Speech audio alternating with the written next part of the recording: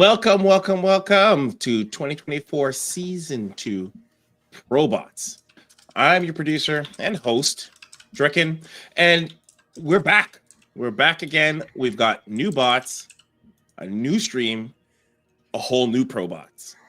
And I'm joined here with my esteemed casters, Endersword and Ketroc. I thought we were A and B. Casters A and caster B. Yeah, you could be. We still. That's what it says. That's what it says on the thing. Casters A and casters B. Yeah. I was promised A roll. I'm not even. I know. The A caster and the B caster. No, he should be caster / competitor, author. Esteemed winner too. Don't forget winner. Exactly. Multiple time winner. The Ketroc. Ketroc, you are a longtime champion of ProBots. I'm sure you could say that you're almost like daddy level. Like you're like Micro Machine is clearly, Papa of all the bots, long time, probably since the very beginning, but you come up there pretty high. Yeah, it doesn't feel like that long ago. I was one of the new bots, but definitely the veteran now. Yeah, it's sneak some titles in there when Eris is on hiatus, so works out. I mean, isn't that it? Is that everyone kind of wants to be like, it's good though because you won the last season, and we're seeing a rotation of winners. There, we went through I would say eras because Microsoft, Micro Machine had the first era, I think, of dominance in ProBots, won all the time, constant winning. And then I would say the Spiny kind of took over, and then that became Eris and the Eris era. Actually, I would say Tier. There's a Tier. Yeah, I think Tier was the first era, kind of. Yeah, there was a Tier era in there. We also tended to do Terran, Protoss, Zerg. Like we'd have a few of those dominance periods, but yeah. We haven't yet seen the random era, which we've got a random bot starting tonight. Yeah, well, that's there's still time. Like I am counting on a Xena championship anytime now. Yeah, Sharkbot's random bots and Xena's random bot are both very, very strong. So I think Shark Nice is bringing a Protoss bot, right? Not the random, not whale mean. Is it? Instead of Shark Nice. No, it's the random bot. Okay. I mean, sorry, it's the Protoss bot, the Protoss version of Sharkbot. But meanwhile, you guys are here. You've joined us for this brand new season. So we do actually have a lot of bots. And before we get into any of that stuff, the first thing I want you to do, you're watching live, hit that like button and that subscribe. Like first thing you do before we even get it started, those buttons, where they are. It helps out this channel, helps get us a little bit more visibility. And then you take that stream and you share it to your grandma who's sitting on the couch, your friends, and say, hey, ProBots is on. Yeah, and then ask why your grandma's hanging out with your friends. Why is she here? Like, why is she on the couch in the first place? What's she doing? Absolutely. And so we'll kick it off by we always like to do is at least start off by talking about the format. What is the format of this tournament? Like, sure thing. I had to make sure when I saw it up here to see if it was the right one. But basically, we got the old school GSL group type format. So we've got group stages with a double elimination bracket within the groups. The top 2 out of 4 bots in the group move on to our playoff stage, which is single elimination. Quarterfinals, best of 3, semis, best of 5, and finals are best of 7. And we have a third square that is empty.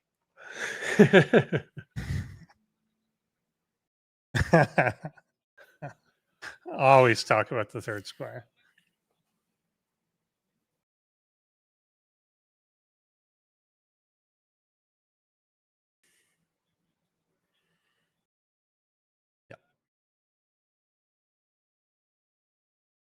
Yeah.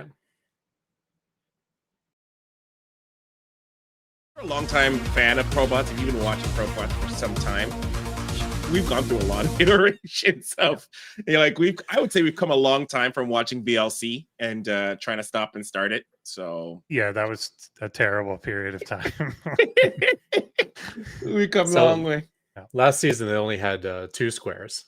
this season they had a Yes, third. we've Yeah, added a big third upgrade. square just in case we need it. If we get 3 more squares, we can start forming cubes. Yeah, I'm right, very excited. play some tic-tac-toe eventually. Yeah. All right, so here's the brackets, right? And just a quick thing too to our production. I heard someone might say we may have lost a mic, so just double check. Like I said, production first is the first. Oh, we already got it fixed. All right, so never mind. So, guys, again, day one, as Ender started saying, we've come from the dark ages of our broadcasts of where sometimes 360p for you all to watch, and we're still going through some growing pains. We're also like kind of on time. It's oh my god! Usually day one is like a 9 p.m. start. And you know what? If Endersword complimented us on that, I think that's the highest praise this broadcast could ever get, because it's true. There was a time where day one automatically was always a problem. It was always a problem. There's always a problem. Something was on fire. Something had broke. We couldn't start the stream on time. But here we are, and we got a bracket for you all. Which, so is this bracket accurate? Because this is not this is not group stage. This is not what we described. Oh snap! Okay. So this will need to be reworked, but the matches are more or less accurate. Yeah. I think this is the groups, right? So that's group one in the top corner. It's just it doesn't play like this. It's it's the two of them will make it out, but the top 2 out of these get through, but it's just not quite like this. So okay, so we'll redesign it. We'll redesign it before. Okay. But it's someone saying in chat, new names. Yeah, there are some new names in this. So one which we're going to see tonight is 12 Fool Bot, which we'll get into a little later. But I think you can guess what he does. And but he sounds really interesting. It's a very pathfinding based bot where he's doing things that others aren't. So I'm curious to see what that looks like. Apidae is a new one. Bombshaker. I don't know what that one is. Bombshaker. Yeah. Okay. He's been around, I think, one other season. Yeah. But a lot of their names here. Yeah. Apidae. Mm-hmm. Kledan. I want to actually compliment and say mini test something. Yuri. All these are new names to me. Even. Yeah, a lot. And I want to say, like, it. First of all, kudos for Apidae's name. I had to Google how it's pronounced, because I was like, what is this? What is this word? Originally I thought it was Apidae, but I guess that makes sense now.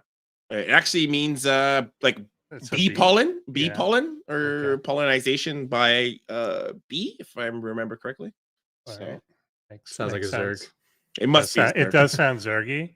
And I just assumed it was something based on API since it's a bot, but whatever. I feel like insects often have and with the AE at the end of it. So yeah, that makes sense. It felt very insecty.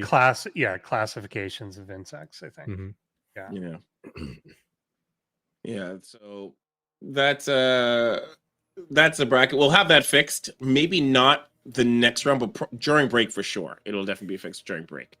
So just use your imagination. This is day one, so imagination is, the name of the game, and absolutely.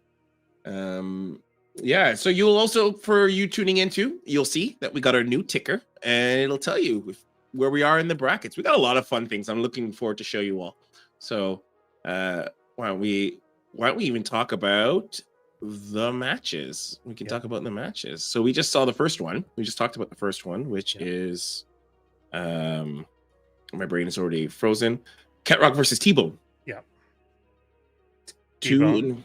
Which is either the nickname that George Costanza wanted or the nickname that Troy Barnes had.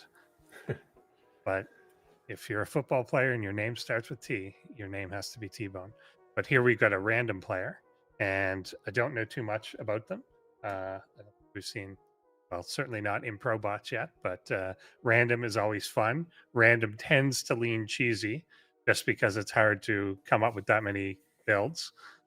And then Ketroc's Ketroc, which is I would like to ask you guys, because we for today's group stages, we have Ketroc, T-Bone, Tier, 12 Foodbot, Xena, Apidae, and Benbotbc, and Bombshaker. I think for every one of these are new. These are all new against like veterans, right? We got, which is sometimes the par of the course for round of 16. What I guess the most potential do you, any of you, like, I know we have some, we have some new faces, but what are we looking in terms of potential to upset, to cause at least a good game? I think there's always some potential. Like if you just come in with a new type of strategy that people haven't seen, like usually you come in with some theory, like some timing that you want to do, some sort of attack that is new, and then that's kind of what breaks into it or just approach to it. So I think that sort of thing can throw things off. I think there's also some things in the meta that we never quite saw solved that just kind of faded away, more because either the author changed direction or they faded off. Things like Tempest, I still don't feel was ever fully solved. No. It just kind of went away. Yeah. So some things like that, I think are something like that. I also wanted to question, is T-Bone actually a random? I was just looking at his info and it says he's a Terran. I actually was just, someone just actually PM'd me in my ear saying it is a Terran. So it may have been set in our database incorrectly, but yes, T-Bone is a Terran bot. Yeah, so he's apparently using, he calls it behavior trees, which strikes me as similar to maybe decision tree sort of thing with utility AI implementation for decision making. So if it's got some actual AI, like we have a lot of things that have little parts of AI in it, like the micro maybe AI based, or some of the build picking maybe AI based, but we don't have a lot of it really happening in the game. We did, Sarsa was one that kind of had that, but if we've got decision making as part of our behavior trees as part of the decision making process, that could be interesting. That could be really interesting. And I'm wondering, because we actually have him has hard coded, and so I'm wondering if actually it's a little bit of a hybrid if we are using decision trees. Is this actually I wonder if it's implemented or if he's just using he says experimenting with it, but there must be in there to some extent. I think it's always a matter of how much do you do, because we had a bot in the past that like their play was hard coded generally, but at the beginning of the game, based on its scouting, it would make an AI based decision on which path to go on. Yeah. Once it had locked in that decision, it was on that path, but it was trying to use the scouting information, and then it would tell you the percentage of it, and then it would make a choice. So it sounds like maybe it's something like that there's certain decision trees that it's going by, which calling behavior trees, that would then trigger this type of build or this type of act.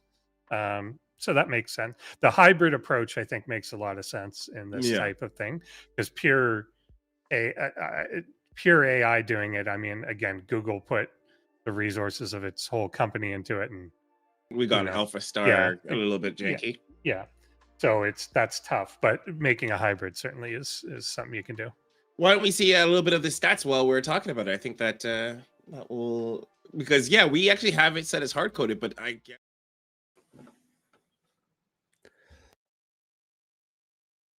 the days of sharpened edge and Doogie Howser's. Well, Doogie Howser was actually probably pure learning. What else do we have as hybrid? That was Mad AI. Mad AI. That's the one. Yeah, so, he would scout to then make a hybrid decision, part AI, part scripted, based on like what to do based on the scouting. Yeah, he's the one I meant. I couldn't remember the name, but it would give you the percentage of how confident it was. And then I think it was either him or someone else that also then made a prediction of how much they think that would win. I think that was Mad AI that also, that also had that kind of element where it would also tell you the strategy it was using, and then it would say how likely that strategy would be, victorious. So I'm just wondering if we are gonna get. Oh, I just got production said they are trying to get our stats page up, so we're gonna have to give them a little bit of time. Very well. Yeah, I think I remember those percentages, and like we all thought it was like predicted the win rate, but it actually meant something else. Yeah, but it was still the same idea. The bigger the number, the more likely it is to win. Yeah, but I think it was something. Yeah, I think it was less. Well, I guess predictive, but predictive based on something in the past or something. But yeah, it was something like that. I think that can always be a little difficult for, like, I'm guessing there is a combat simulator like Ketroc where they can determine, is that kind of, that can maybe help them assess certain combat, right? When they go into battles. Does that? Yeah, some bots have like a very simple simulator. So like say he has these units, I have these units. If they fought, who would win? And then they use that. They use the decision of that simulation to decide whether to attack or retreat, or just to stay back. Is that combat simulator, like, I guess is that not considered hard coded? Would it be like, what would that be considered? I guess, how does a combat simulator go from being? Yeah, it's scripted. It's scripted. Okay. I mean, everything scripted is not really hard coded. It's all doing calculations and making assessments based off those calculations, but it's not like machine learning or what you'd normally consider AI. So we got the strategy here of Ketroc. Oh, I missed it, but I think this is his SWOT analysis, but it's not. But it's not quite SWOT. It's what do we get this standing for? So strategy, weaknesses. Strategy, weaknesses. Special code and additional. The additional. Yeah, we might as well just make it SWOT. It might have. I guess it is the bot SWOT analysis. I never thought about that. Yeah.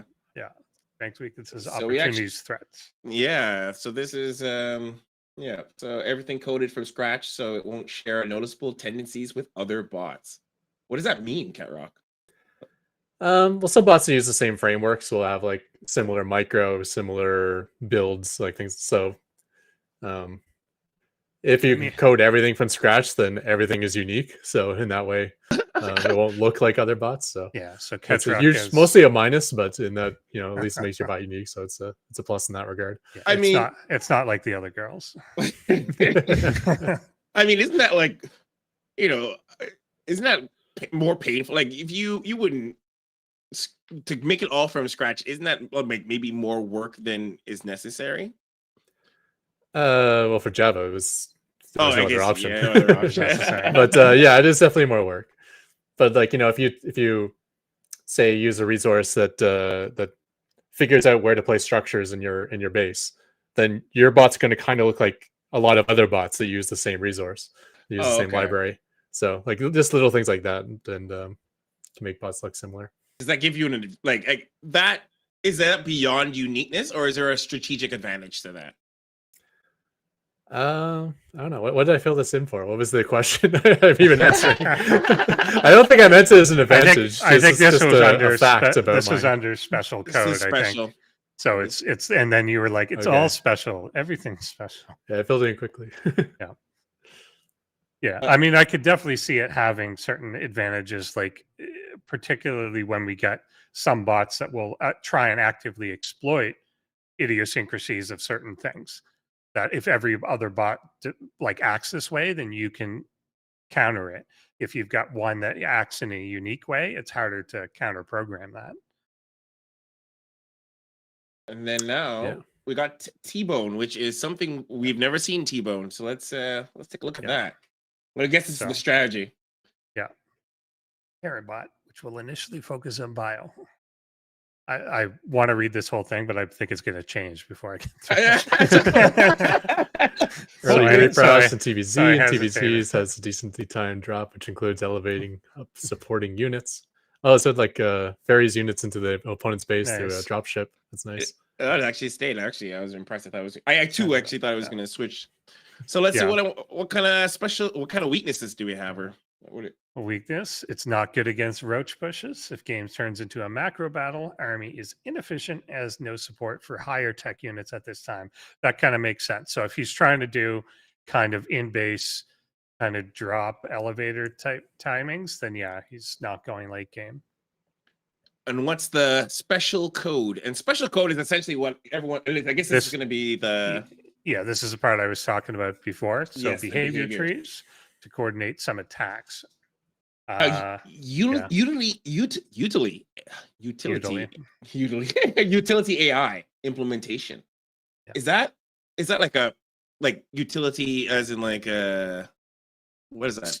So it sounds then like it's saying he's got something in there that is basically deciding on the action, but not necessarily controlling the individual It's unit. an utility. Oh, okay, I understand now. So, Literally, yeah. a utility AI. Yeah, so I think that's it. So he's probably got something sitting over top the normal hard scripted code, and that will then adjust what it's doing, basically, which again makes sense. Like a lot of things have multi-layered reasoning. So like you'll see when Micro Machine goes in for an attack, it will often say out loud what it thinks the supply is, and then it makes a decision on whether to do it. You could easily have the attack hard coded, but then use an AI utility to judge that fight. So it sounds like maybe it's doing that sort of thing. I want to say that's also been, I would say in ProBots history, the most common use of AI has been that kind of implementation, and I believe the easiest in relative. Yeah, because it's the higher level. Like if you get down to the individual unit building micro, like whatever level, like that's a lot of decisions. If you're only using it at key inflection points, then that kind of makes sense. And then it's also making that decision like at a point in time, and then it's just activating that pathway kind of like a switch on a railroad. So as opposed to literally every frame making a new AI based decision. So yeah, that makes sense. Yeah, that's, and again, there's a lot less to go wrong, I think, in that level, that higher level. So doggo. Absolutely. So, gentlemen, predictions for this match. Well, I don't know this new guy, so Ketroc. I do not either, actually. Yeah. But it sounds like he's kind of got some aggressive drop play in TVT, which could be effective versus Ketroc. So we'll see. Yeah, it could be interesting. I like when people, and you often get this since we've got a lot of new bots this season. Like often when a new bot's coming in, they don't have that sort of depth macro play, whatever, because it takes a long time to build that up. So you usually do come in with some set idea, like this is a timing I want to do, this is the type of structure I want to do, and it's like a 1 or 2 base timing sort of bot, which relies. And if you're making that, you're almost by your very nature aggressive. No one makes a 1 or 2 base defensive bot. So usually they have something that they're trying to execute, and then it's going to work or it doesn't. Ketroc, though, I think is pretty good at like stalling out and like, I think it's pretty defensive. Yeah, but I imagine like depends on the build my bot does. If I open with like a planetary fortress expand with no units, and then a bunch of units drop into my main base, well, that PF's not going to do much to keep me alive, and I only have a couple Marines. So I could see it working out for T-Bone. Yeah, will be. Yeah, good old Gresvin. I don't know.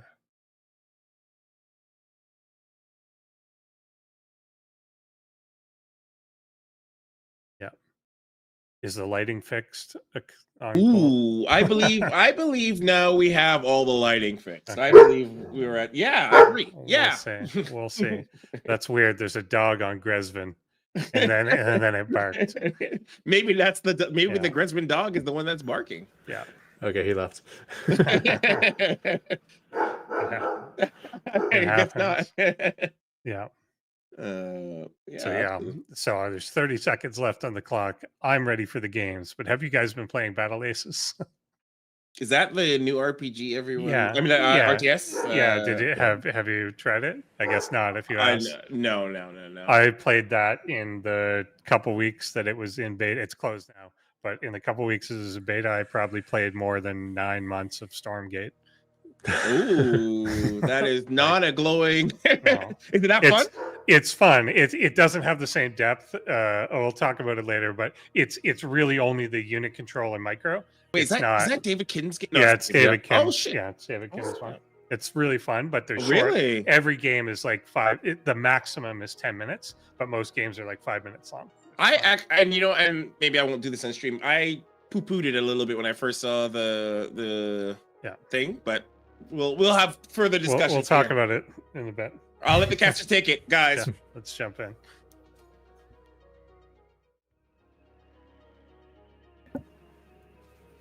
All right. Is it just All right, us, or are we going to the game? Yeah. Have you played a cut now? Okay, now I'm Drucken and you're me. But whatever. Caster You are. Yeah, you got this. All right. Now I think we're going into the game. Let's see.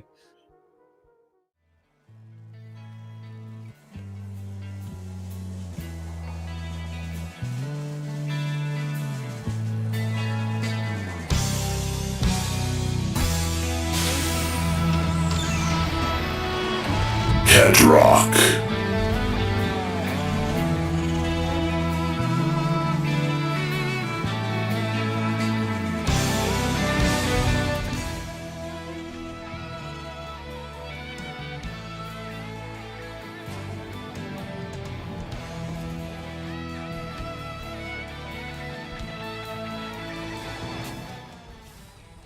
Alrighty, here we are on Greshvin. I like the new Raven portrait. Pretty sick. Yeah, we upgraded from the Game of Thrones. the Game of Thrones thing. three-eyed Raven. Yeah, it's been a while. That should have gone away right after season 8. I think that's when it started. Was after season. Yeah. Yeah, that times out correctly. Yeah. Fun stuff. We get so Ketroc expanding, bunker up front. You got like the half wall on like the Reaper jump point. I wonder if that would mess with him if he is trying to kind of like elevator or drop up, but yeah, that's a good question. That is probably where he would elevator from if he were to.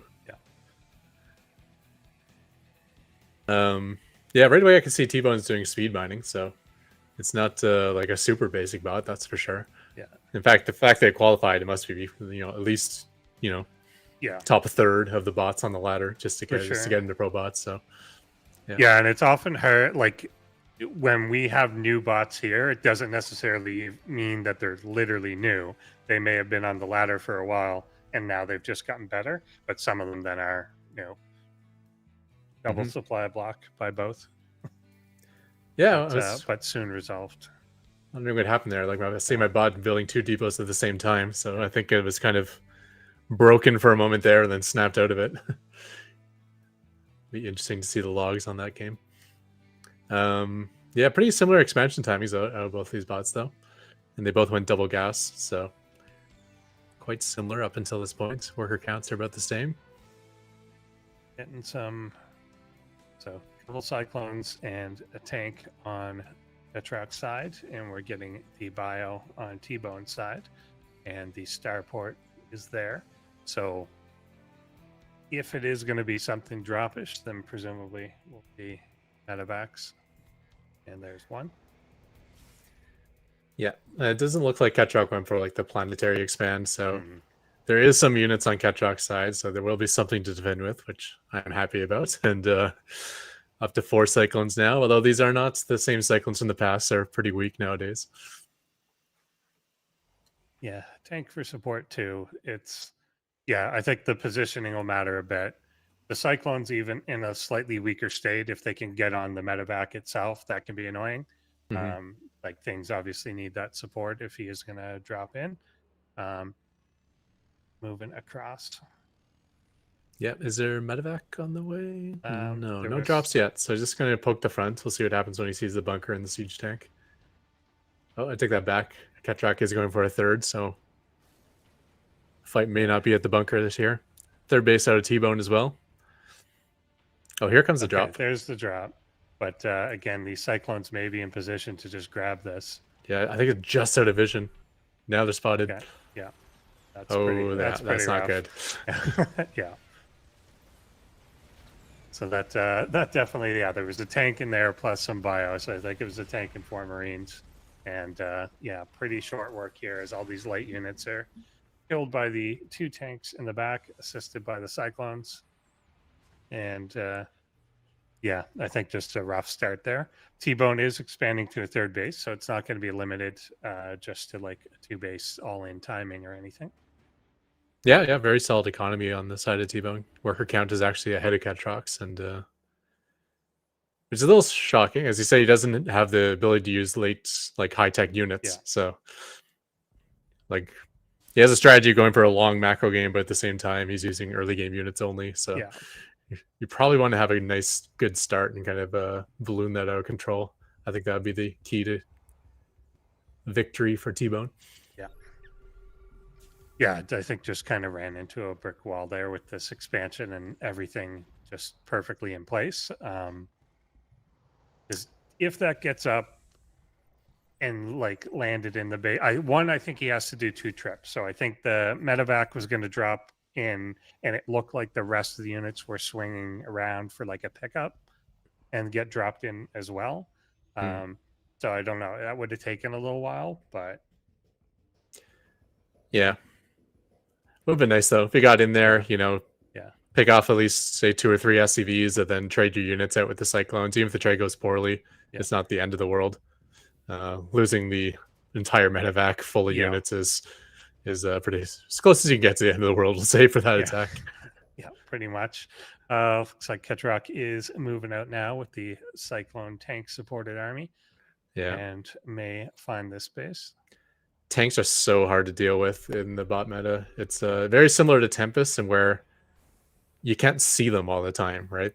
They shoot further than they can see, which means it's hard. Like you gotta remember where they are on the screen, otherwise they'll just keep walking into the siege blasts. Yeah, we'll see if we get some of that now, but units will do that. Tap dance in and out of where the range is, and just stand in the fire because they don't really know where the edge is. Mm-hmm. I just realized now I haven't updated my Cyclones yet, so my Cyclones still think they have no cooldown. Right. From the previous patch, and now they have like a 5-second cooldown. So after they lock on, they keep trying to lock on again, but it's not available. Actually, a little vision advantage here for T-Bone. He's able to win the little siege battle there. Yeah, tank versus helping tank. out the flank from the other side by tanks, and turret dropping.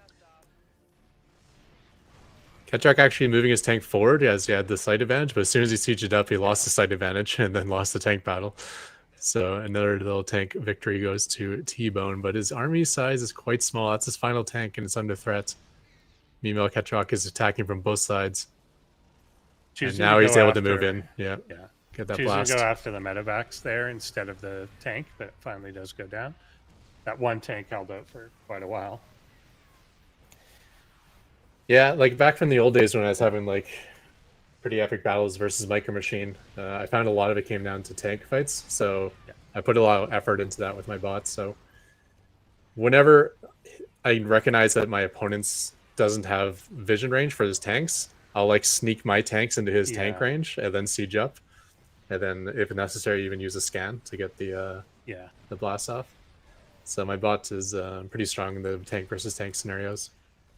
Base will go down here. Medevac's kind of not supporting much anymore. More medevacs than there are troops, but another tank trying to hold the line. Yeah. Meanwhile, on the other side of the map, Ketroc has taken his 5th base fully saturated. So this is going to be a rough one for T-Bone. I think it's the beginning of the end here. Let's see how long he can hold off with these tank lines.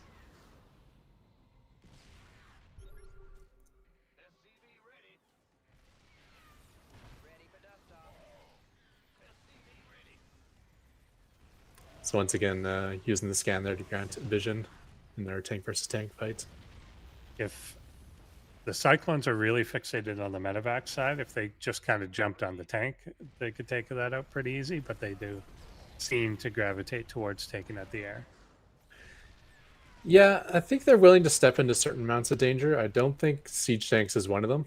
They kind of wait for the tank versus tank battle to happen to clear the way. Yeah. But you know, they're willing to like jump on a Thor or Planetary. They're really willing to take that like one shot as they get the lock on and then go back to range. Even like Colossus, I think they'll do that for. With that last tank down, though, it has broken through, and now it is free reign for these Cyclones. Yeah, again, like you said, too, good leapfrogging up with your tanks. They kind of let the Cyclone push the line forward, and then they come up like well spaced behind as well. Mm-hmm.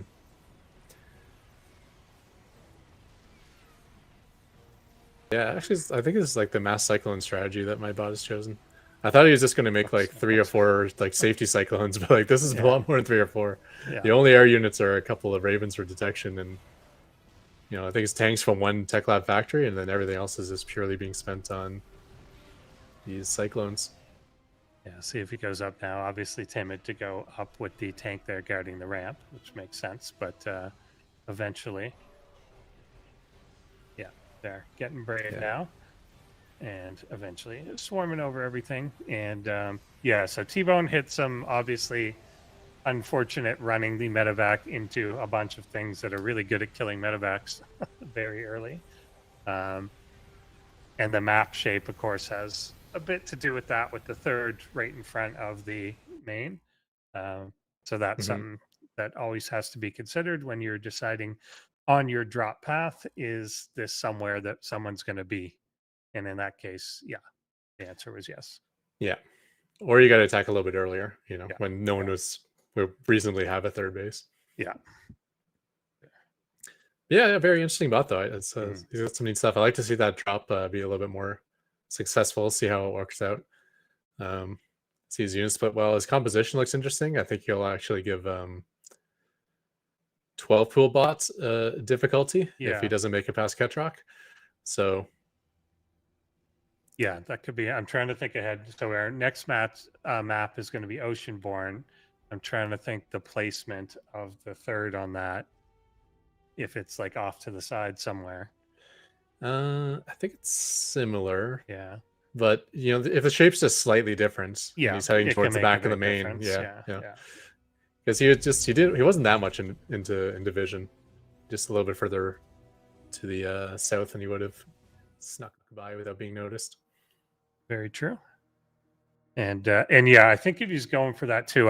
We didn't quite get to see what he was going to pull off, but it looked like it was a group of about 8 supply of units on the ground and then 8 supply in the medevac. I don't know whether he planned to kind of double drop in. If that is, then you often want to see like the reactor double medevac coming out, but I know that adds a little more time, but might make it a little more doom dropish. Yeah.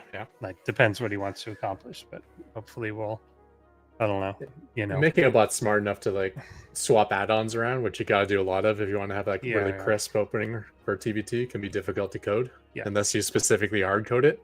Yeah. But then when you hard code things like that, things go really bad when you get all in because your bot expects everything to be going well and it's not. So you want it kind of to generically happen, and that's difficult to code in.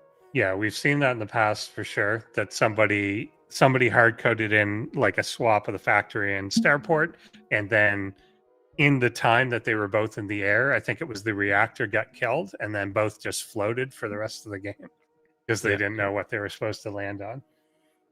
And if anyone tries to abuse that too, that's gonna be difficult. I remember I used to do a lot of like late game planetary fortress rushing with my bot, where I'd just try to land a whole bunch of command centers all over my opponents and build a bunch of planetaries. So against Sharkbot, I would send in like 7 command centers, and there would just be like 7 probes perfectly hovering underneath all my command centers, just following them around so they would never be able to land. It's like, oh, okay, he got me on that. Yeah, definitely. Yeah, that's something I want to see. We used to see a lot more in the early days, and there's a bit of that now, but where people were like really hard coding against a specific opponent. We had one bot that was three-way lever that literally would find ways to glitch the other bot out. Like if I put a building in this place, the other bot will just freak out and break and like stop doing anything. And there's a few things we've seen that with like some worker rushes where it's like, if I send 4 workers, that's the point to trigger where it thinks I'm worker rushing, and it will pull everything to counter my 4. But if I send 3, it won't do that. And if I send 5, it's too many. So like there's ways to, make someone freak out. And so we've seen some of that. Well, you used to do that for a bit with Micro Machine. If you put a bunker in a certain place, its Reaper couldn't get out of the base because it was too scared of the bunker. Yeah. And then it just wouldn't expand and like whatever. So there's interesting stuff like that to exploit, basically. Yeah, my worker rush defense has no thresholds now because of tier. Yeah, He was able to abuse that. I remember I had this strategy where like if I got worker rush, I'd send all my SCVs to the other side of the map and attack his base because I could lift my command center. And tier's like, okay, if I send like 5 probes, that'll force this code to happen, and then I'll just teleport back home and kill him when he arrives. Yeah, there used to be no more thresholds. There used to be a lot of that. The first season we did, there was one bot that had a hard threshold on when to attack with mutas, and it was like, when I get 30 mutas, I'll go in and attack marines and turrets and stuff. But it would get exactly 30 mutas and go in and attack and lose one and retreat over and over and over because it needed 30 to keep attacking. So there was a lot of things like that where there was a hard decision being made, and it didn't have a lower bound. It just was a single number. Yeah, when you do use thresholds with your bot, you want to have 2. You want to have like the turn on threshold and the turn off threshold. So like attack when you have 30 mutas, and then quit the attack when you drop down to 10 or something like that. You don't want to just use 30 for both, otherwise you'll get this like wiggling back and forth issue. Yeah, you got the dancing issue, which you still see in a lot of the bots here, that they think they want to engage. When they're 50 feet away, they're like, I want to go closer. And then when they're 45 feet away, they're like, nah, that's too close. It's scary over there. And then they back up and they just do it over and over. All right, I think we're ready. The clock kind of jumped from 1 minute to 23 seconds to soon. So it didn't really count down, but either way, I think we're ready to go. Let's get into Oceanborn, game number 2.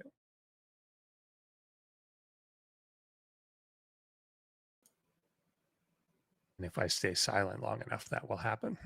Okay, maybe the soon actually doesn't mean 0. Maybe it means soon. Maybe it's soon. Okay, we'll give it some time. Huh? Okay, go to game. That's what I was trying to do.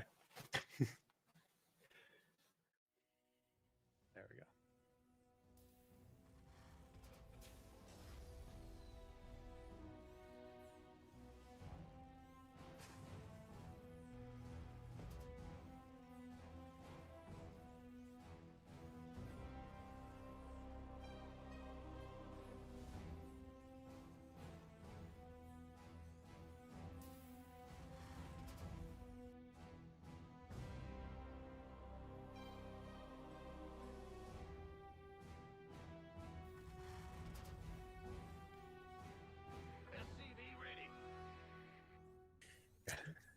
Okay.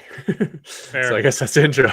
Yeah. So Ketroc is out there with a proxy on the map. That could be interesting depending on the timing of this hitting. Ketroc doesn't proxy a lot. No. Is this like a bunker contain or something? I believe so. I haven't seen this build in a very long time. So you coded it, man. Yeah. Yeah. It just kind of randomly picks. Yeah, it looks like a bunker. Well, I found it recently. My SCV rush just doesn't work anymore. It just throws an exception and then goes mass banshee instead. So I haven't seen this build. Oh, there's that bunker you're talking about. Yeah, contain the Reaper bunker. Yeah, that's funny. Yeah, I was gonna say. Yeah, I don't think we've seen this in like 2 years, but this is exactly what I was talking about. Yeah, so I think this is a little cheese that I used versus Micro Machine when he was a much stronger bot than myself, and I couldn't face him in macro games. Yeah. The idea is also to get siege tanks very quickly, so I'm proxying the factory. So is able to finish that, but nothing in it just yet, but may get joined. If the Marine gets in, the Reaper may react very scared. Actually doesn't. No fear. Should have been. You get one overreaction or the other usually. Either it doesn't know or care, or it just overreacts and will not go anywhere near it. So if you're new to this, there is maybe you're going to say this, but the bots often don't know what is in the bunker, so they a lot of bots end up treating a bunker as if it's full when there's only one thing in there, but they don't know. This one clearly is not doing that. Yeah, and like one of the issues with containments is that they're really easy to code, but they're really difficult to deal with on the other side. Because usually if there's an enemy army near your base, you just go attack it. But if that army is a cannon or a bunker in this case, you really don't want to be attacking it because you you're just gonna lose all your early units over and over again. He at least there was trying to prioritize down the SCVs, got one, and Yeah, that's good. damaged another. So doing the right type of thing, but I just don't think he's going to get the mass to be able to move at all. But once again, did attack the tank instead of the bunker. It's just that there's SCVs there to heal. Yep, and the barracks has arrived to grant some vision for these siege tanks. So if there is a tank battle, that's a little advantage there for Ketroc. And yeah, this is just going to keep getting stronger. Reinforcement SCV joining as well. And it's hard to imagine this would get broken. Yeah, and this is the issue, right? You know, if you have like a 3 Zerglings arrive at your base, you go attack them with your army. When there's a bunker contained, you got to have that code to like stay back and wait until you have the army you require to actually break the containment or bypass it altogether. Yeah. And that's our decision making is not where bots excel. It's very difficult to code that. Yeah, I think too, when you've got something in mind, like right now, I think this medevac is very confused that it's empty and that there's nobody to pick up. So it just kind of went out. And I think it's waiting to rendezvous with a company of troops that's not coming. Yeah. Yeah, once again, Ketroc's siege tank was able to recognize that the opponent's siege tank didn't have vision, and it was able to like scoot forward a little bit, win the siege versus siege battle. I mean, yeah, this is definitely not looking good, but Ketroc has not expanded on his side, so this has been very costly economically. Probably cutting a lot of SCVs to get all this out very quickly.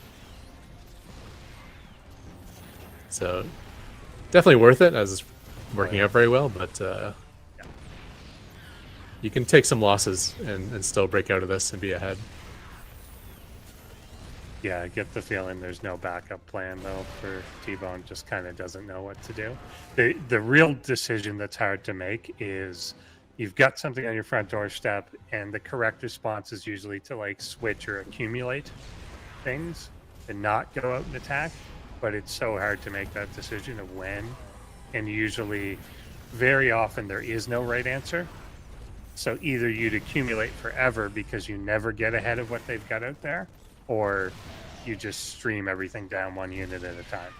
Mm-hmm. Like somehow switching the plan to, you know, drop behind them or something like that is just not something a bot can think of. It's more just you have to tell it to do that. Oh, did you freeze? Freeze? Yeah. Okay. Freeze for me. Yeah, it's usually not too bad for Terran because they can just wait until they have cyclones or siege tanks, and they're really good at breaking out of static defensive holds. Mm-hmm. But in this case, the opponent also has a siege tank at the front line, which is difficult. But if you're facing, say, like a cannon contain or something, you just wait until you have a siege tank and then break out that way. For sure. Protoss, you probably just want to get a couple of marbles and then face smash it. Of course. Always the immortal. I think that's the SCV number 1. Last one remaining. So yeah, that's it. We got the Manor Vikings here that are just sunflowering over land. I guess they're just there waiting for the inevitable pickup of the command center. Yeah. Well, that's like the final destination. It's kind of like attack the closest enemy unit, or just head towards the enemy base. Yeah. And this is the case of heading towards the enemy base. Once again, for Viking Machine, I think we're always like having crazy fights for air dominance, so that's where the overreaction of Vikings comes from, probably. Sure. Yeah, makes sense to do. And there, the Banshee will work on the command center. Yep. And so T-Bone here, I think there's, again, there's the medevac that was just out there the whole time. Yeah, he's like, I'm ready to pick up the units. Where are you guys? Yeah, just waiting. So we didn't really get to see exactly what T-Bone wanted to do in either of those games. Kind of just ran into something that preempted it, basically. But yeah, I think you're right that against maybe some other bots, then this is going to be a bit more effective. I think it just, it's often the case too when we end up seeding these things that if you're the new one in, you end up playing like one of our most veteran and good bots to begin with. So our first look at you is you getting your face smashed in. Yeah. But then we get to see them against some of the other ones in the following week or two, and you get a better look. It's also tough because the way my bot works is it collects the data, it remembers which strategies work and which one don't. Yeah. So, maybe I have 9 TVT strategies, and maybe T-Bone is like really good in beating me against 4 of them, but my bot just won't use those 4 anymore. Yeah. So unfortunately, the only strategies we can see on ProBots is the ones that just really work well versus T-Bone. Yeah, quite true. So our match number 2 for the evening is going to be, this is the 12 pool bot against Tier. Yes. Yeah. Tier Terran, to be specific. Okay. This will be interesting. So looking at the notes for, well, I guess we'll end up doing it with the little stats there, and the notes will be up. But this bot is using a different type of pathfinding, I think, than most of the other bots. Is a weird name that I hadn't heard before. It is, I'm just going to call it Lenny Dykstra implementation. It's Dijkstra? I don't know. Oh yeah, so that's a pathfinding algorithm similar to like A star or something like that. Yeah, so he says most of them use the A star, but this one, yes. Yeah, A star I think kind of favors straight lines more or less. So sometimes you might want to cut on an angle, but this will just go straight up and then straight to the left or something like that, where Dyksters might be able to do those diagonals a little bit better. Makes sense. The notable thing on this one, 12 pool bot, the entire bot is only 845 lines of Python, which is our smallest bot. I think the smallest bot we've had since probably the early seasons. So, but it is a 12 pool bot. He does give the note that it's only really viable in ZVZ, which is not what this matchup's going to be. But I bet it still has some effectiveness, even if it's made for ZVZ. Obviously, it got into the tournament, so it must be beating people. Yeah, I mean, if you do 12 pool with a drone pull, that is super scary to what the match is. Yeah. Terrans typically don't have a wall up in time for the 12 pool. I don't think. Yeah. I guess it would depend on the build, because it's usually like depot, barracks, gas, and then command center or factory next, which usually isn't a second depot. Yeah. So you'd have to specifically wall off early, which some bots may do because they're facing someone called pool bot. But we'll have to see. Yeah. Tier is certainly a bot that will take advantage of knowing his opponent's playstyle. Yeah, very true. Tier is definitely one of those people that has counter programmed and gone after like specific counters to what somebody's going to do. So I don't know if we have the player stat cards up. If we do, we can take a look at those. Okay. Momentarily we will. Potentially. They said the word hopefully.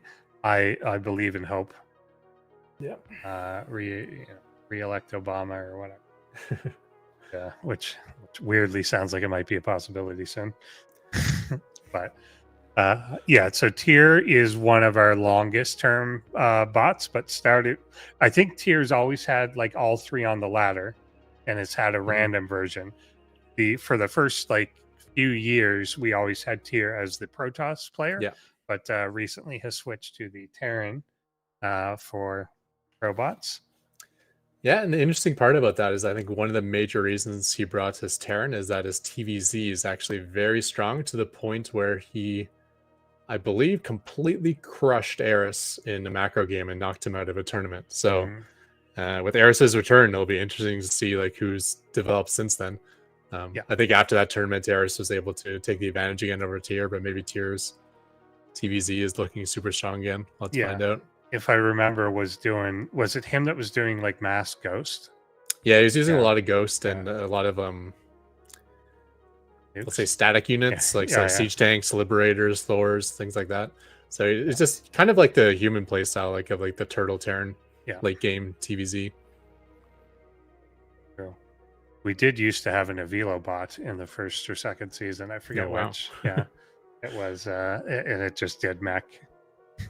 Well, there's actually there's a Ketroc bot in this tournament, and it's There not is. me. There's a bot that's yeah? actually more Ketroc than Ketroc, which is Bombshaker, Nice. the original Mass Raven bots in this in the AI arena. So Makes sense. Okay, I look forward to that. I look forward to like a Raven versus Raven battle. yeah, we've had that before. I think Those I'm are not sure if fun. it was ProBots or the SC2 AI tournament, but yeah, that'll look good. I can tell they keep trying to go to a screen to show something, but they don't quite get there. It starts to go, but it doesn't make it to the screen. I can read a little profile here. So for 12 pool bot, it says it's a Zerg bot programmed in Python that utilizes hard-coded behavior. I should make this font larger because my eyes are going bad. Where I just Oh, there we go. We got a thingy. Here we go. Okay, let's cut to this then. So tier T, I think, has 7 appearances, but like tier has like however many tournaments we've done, he's had that many appearances, I think. Yeah. He may have not been in one, I forget. But yeah, I think he dropped out of the one, he had like a baby or something. But yeah, so tier has always had really good like a wide variety of strategies and pick stuff specific to the opponent. Yeah, I'm not sure how many of them function, but I know even years ago for Protoss, I think he had 65 unique strategies for Protoss, just for yeah.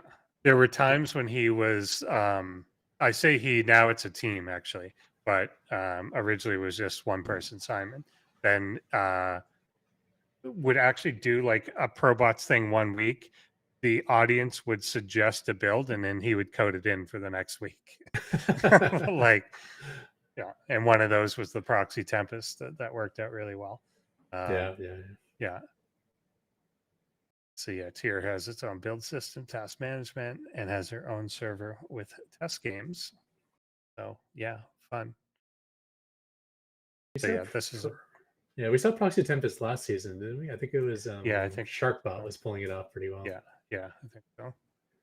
A good build. Again, never like air is still a bit of an issue in general for bots, just because a lot of bots, you'll see if you're new to this, they operate at max range generally. So if you've got an air unit that is better at going over, ramps and terrain and whatever, then like Marines will approach it at max distance and never actually get underneath it. Whereas usually a human player, if you catch something out, you like stim underneath it and start firing. They don't do that. They kind of try and arc around it. So when it retreats, it's easier to retreat. But yeah. So yeah, here's the custom Dijkstra implementation instead of the A star. And yeah, there's 845 lines of Python is one of the smallest ones and his first appearance. Although Phantom SC, have we had him as an author before? Is it the first appearance for Tollpoolbot? Is it? I don't know. I think we've had him before. We have a one, and we have a one here. I don't know if that means before. Well, yeah, we definitely had Zergling Rush Bots. But like the other one is Paul did that a lot, I think. Paul was like the one base Nidus. I remember that. Yeah, he did that. We've had a number of like one base Zerg for sure. Okay, maybe we'll think of another one then. I don't know. We'll see. If he pulls drones, it'll be scary. Yeah, that's for sure. And Equilibrium is going to be our first map. And I think so. Something we did too, and I think it was on the title card there, is we're allowing the veto of maps as well. So basically, you can choose to put in a map that your bot doesn't like. Actually, I think we let everyone pick 2, and then we'll decide out of the remaining ones not vetoed by the players, because we've had some that just don't operate well, say if both bases are on top, like if it's a horizontal map or something like that. So they can now veto what is there. And I think 12 Pool Bot did do that. I think it picked 2 veto. Yeah, I'm not sure if we have that map in this map pool, the one where we're both spawned at the top. Yeah, But that would be a perfect one for tool pool because it's a very short rush Short. distance. Yeah. Yeah, it makes sense. Oh, we Yeah, got I don't know timer if now. it is that. Yeah, it's moving too. See what happens when it gets to the bottom. Do you think the game will start? Yeah. So I think if I recall correctly, Tyr faced one base Zergling Rush last season too. Who is he facing? Was it a drone rush bot? I can't remember the name of it. Yada Hunts? Yeah. But I think what Tyr There did is he was- just kind of cheated the wall out really quick. Yeah, and then yeah, made I it a think very so. simple victory. So I wonder if we'll see that again here. Yeah, because there was Xena who was random and cheesy. Did that 12 pool, and then there was the Protoss spot that worker rushed. I feel like if I Google it, I'll remember Yeah. the name. So it does say soon. The timer went down. Yeah. The All right. question is that a real soon or Let's just say it and see if it happens. So All we're right. gonna jump here into game number 1 on Equilibrium. wow, magic.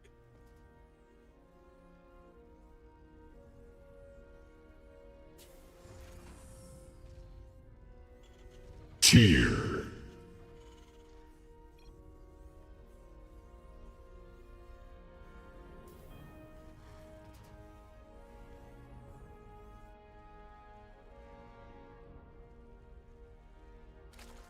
ProBots.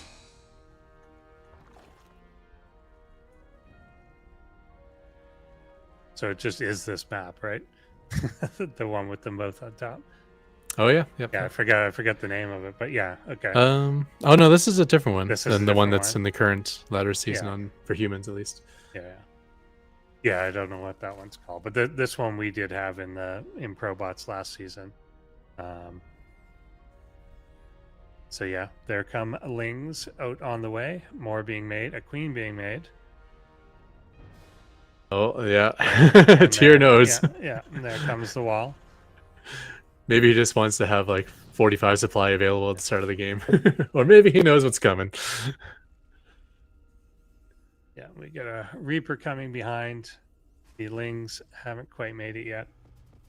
So here's a weird effect I found out was I was repairing a wall against Sharkbot, his pro brush there on one of these matches, and he killed a whole bunch of my SCVs on the other side of the wall Oh yeah. because there was a patch that gave workers just a slight range increase. Oh yeah. So if you're both on the corner of the wall, you can actually attack the workers on the other side of the wall, which is interesting. That is interesting.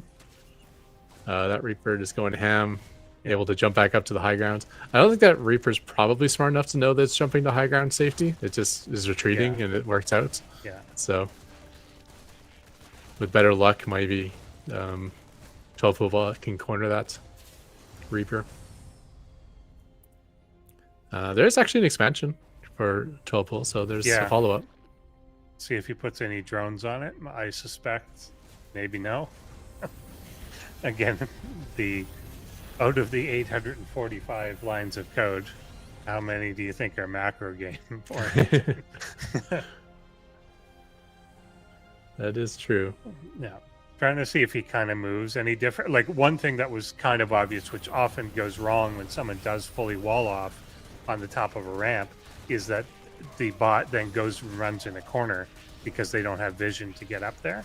This one doesn't have that problem, so that may be part of the pathfinding exercise. Oh, He sneaks just got in. in. Yeah. Yeah. SCV was holding the door open for him. Or sorry, the Marine was, I mean. There's actually only that one Hellion. If that goes down, okay, there's a second Hellion now. Yeah. And the door did close. Does help them. You can see kind of how the lings are moving like in a fairly individualistic way, and kind of when they were chasing the Hellion down, it looked a little bit like they were kind of leapfrogging over each other to get to it. It would be nice to see them out in the open to see how they handle things like a surround. Mm-hmm. Oh, that reminds me of that old bot, Kagamani, who used to Yeah. do his big Zergling surrounds on enemy forces out in the open. Yeah. I think was that the one he kind of calculated like a center of mass and then tried to surround it. Yeah, I think he did similar to the way humans do it. So he would like run past the army a little bit until he was on top, but then you just kind of A move and everything would surround on its own. Yeah, just wrap it up. Yeah. Yep. I believe that's how it was coded. I actually used that bot as reference because that was when I first started, that was the only other Java bot. So he had it open source, and I took a look at it and used it as kind of like my own template of like how to do things. Yeah, that one was coded by HJax, right? Mm-hmm. Yeah, Grandmaster Zerg player himself. Yeah. Yeah, exactly. Yeah, quite good. Oh, these Hellion hits are so strong. I almost feel like the Zerglings keep lining up in like flame-shaped, lines for the Hellions. But yeah, this is just a matter of when Tyr is able to push out. I don't think there's much 12-fold bot can do. I mean, he is still building a lot of Zerglings. If he doesn't lose many, but he's kind of losing them as he's gaining them. I was thinking if he could get up to like a count of like 60, 70 Zerglings, maybe he could do something. Yeah, he'd have to be really bold to kind of try and overtake this. Yeah, but like every 3 seconds he's losing like 4 lings, so... Yeah, and he's kind of getting pushed back a foot every time he does this too. Mm-hmm. Yeah, Hellion count is up to 6 now as well.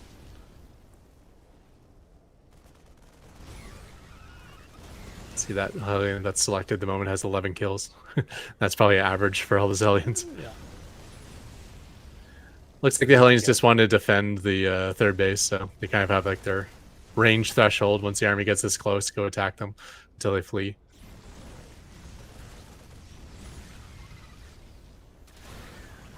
Almost got the jump in there, but it was a trick. Almost got one. It's actually a little bit shocking that the Zerglings take this many hits because they're faster than every other unit. So if you ever watch like a human player play Eris, it's kind of funny. They try to kill the scout Zergling, and it's just like an impossible task because the Zergling is faster and is microed by a bot, so it just never gets in range of the enemy.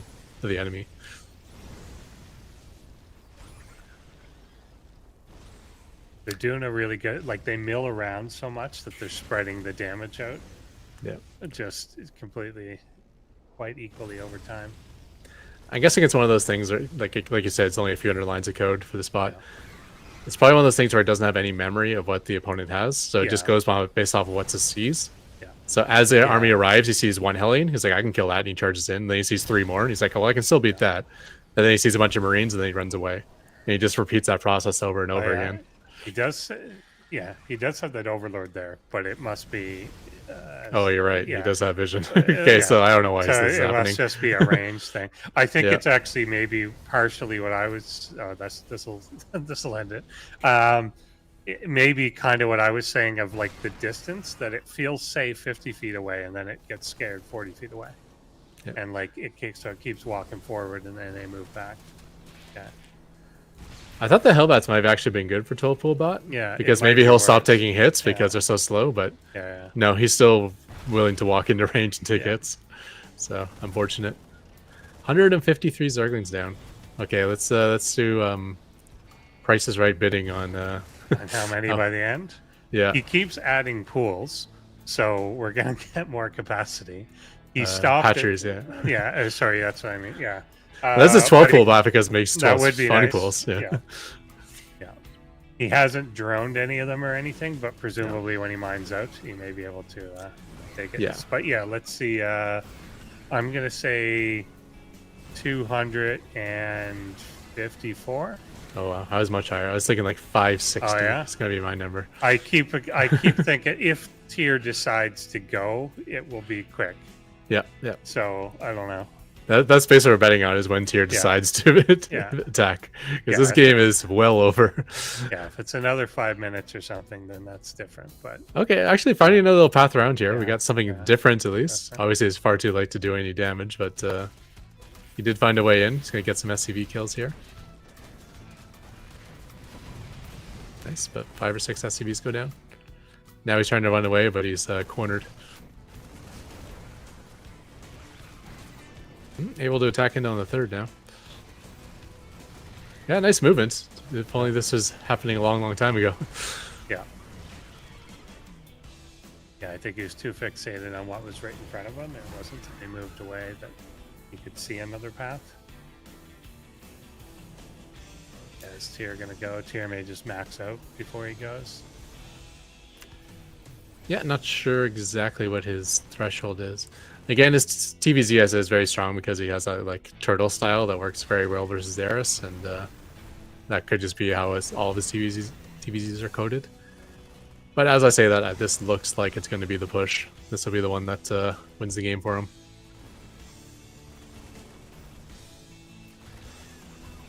One thing limiting the supply, and I think this may be because of the hard coding, is he's only built up to 72 supply worth of overlords in the game. Yeah. He could have had way more by now, but yeah, like I think my Marine Rush, like my 7 racks all in, I don't go beyond like 92 supply or something. Yeah. Because I'm like, if I hit 92 supply, I've already won the game, because you know that means he didn't deal with my rush. Yeah. So. Just,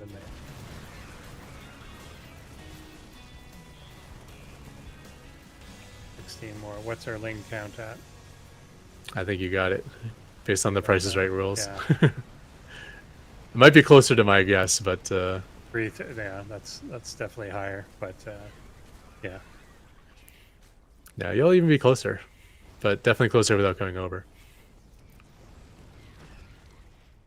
However, if he doesn't finish it, yeah, yeah, because there's still 17 workers left.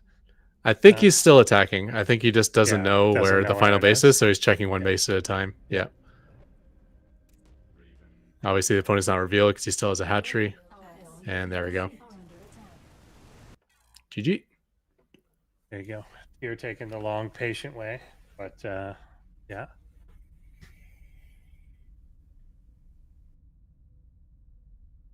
That's a little bit hard-coded, right? If he faces a bot that's not called 12 pool bot, like then this could work against a bot like Tyr. Yeah, exactly. I mean, he was scouting too, obviously, so he saw the pool timing. Oh, did he? Okay, that's better then. Yeah, yeah. I thought it was just like a blind wall off, but yeah, if you saw the 12 pool, then that's a good reaction. Yeah, is this the time he gets in? There's one point where he sneaks in as things are retreating. I think but he did get a few units there, though. Yeah. That's another like perfect lineup for the Hellion, just shooting across those depots. Yeah, there's the moment in.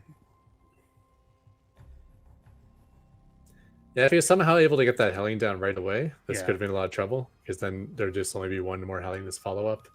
A lot of SCVs are focused on the repair. It's probably the most one-sided game I've seen, but there was actually some opportunities there where things could have gone really badly for Tyr if just the right sequence of good luck happened for 12 pool bot. Yeah, I think too, you'd mentioned, but like if he had found the back door earlier, like to skirt around this and get into the mineral line and start being annoying, and that could have been, yeah, that would be helpful, but like it still wouldn't. Even if you wipe out the entire mineral line of the natural, it's still a 3-base Terran. You guys way better tech. But it would have been nice to see. It would have been nice to see like a little, moments of victory for 12 pool bots rather than just a one-sided stomping. For sure. So there we go. So the question would be if here doesn't maybe scout or blind it wasn't a blind counter, it was a scouted counter, but strong counter to basically what he was trying to do. Or if since we saw some slip in, if that slips in under different circumstances, then maybe you can get a little more damage done. But yeah. So I think we're going right away to Oceanborn. I'll have faith in the clock and say that we're jumping into game number 2.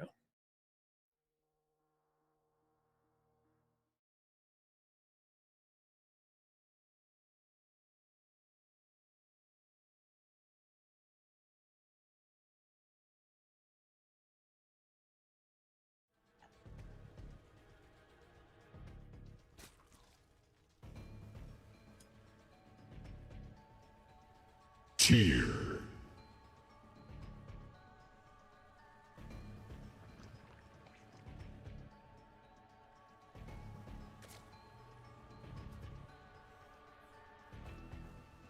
12 ProBot.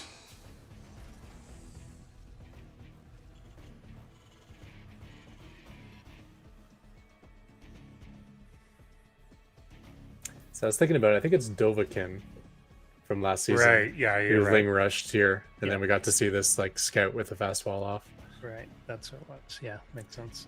So there actually are Zerg macro openers where you go pool before Overlord, and then you kind of extract your trick and get down your hatchery quickly, and it's actually a very good macro build. That's if a Zerg bot did that, that'd be a nice way to trick Tier into building 2 depots he doesn't need. Yeah. Be nice. And he does here too. Like there's the pool and expand right away. So he could just roll out of it into something else. Yeah, something else is Well, coming down actually. What is that Yeah, structure? that's We a have roach form. Oh, okay.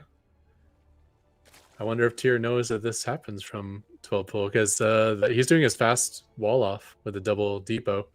That's not what you want against roaches. Indeed. So that's going to slow down his tech. It's going to slow down his expansion. And he's probably going to be stuck on Hellions and Reapers and Marines and all units that don't work very well versus Roach. I guess Marines work well if you got a wall. You should see it. He's still in there scouting, but whether he responds to it at all is another thing. I think he saw the pool and reacted to that and doesn't then deviate. First set of lanes coming up, which is probably what he expects. He gets him alive too. That's actually kind of important, although the Reaper might chase him down. Nope. Yeah, I like that. Save him for when the Roach attack arrives. 7 roaches on the way. I don't think we're going to see the burrow roach play that a lot of Zergs love, but I think I might like this more because you really want to go for the throat right away, and that's what he's doing.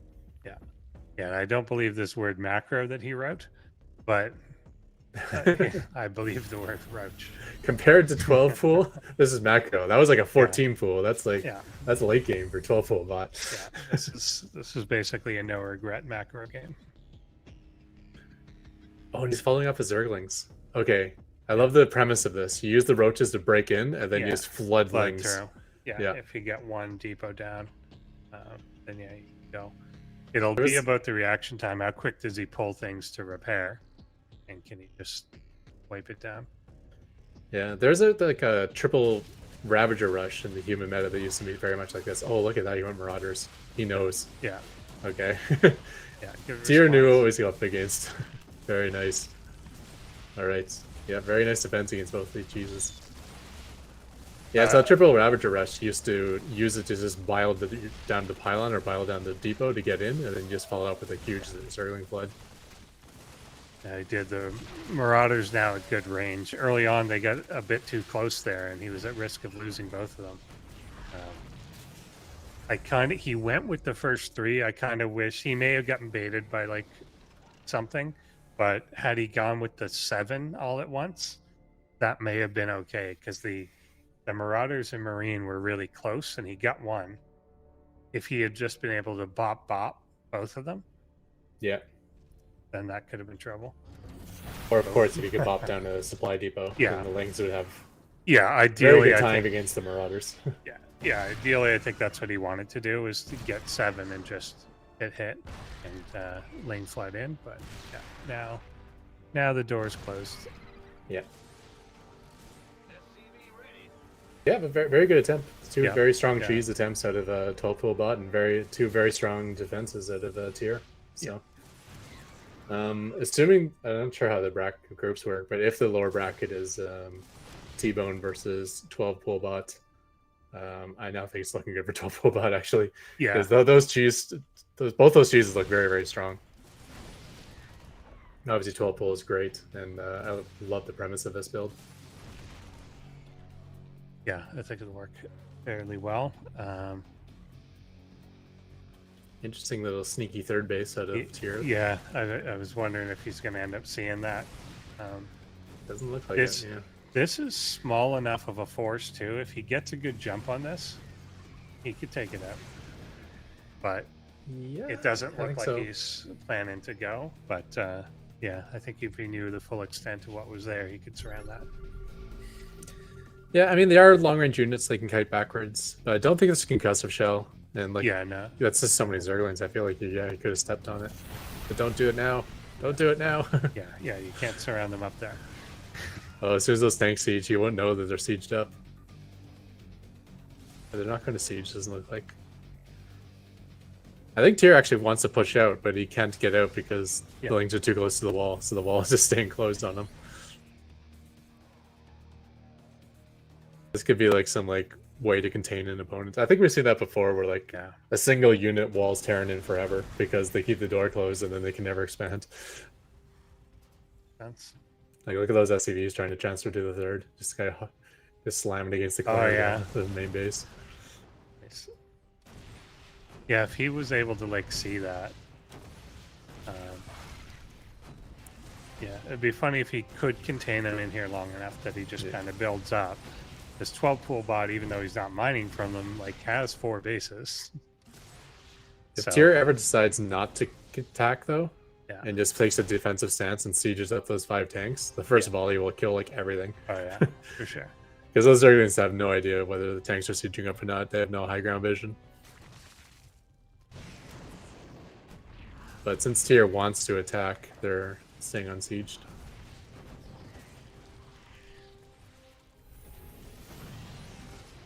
I mean, much like the previous game, you know, 12 ProBots getting constantly peppered, but not to the same degree. Yeah. Like his link count's actually getting larger, not smaller.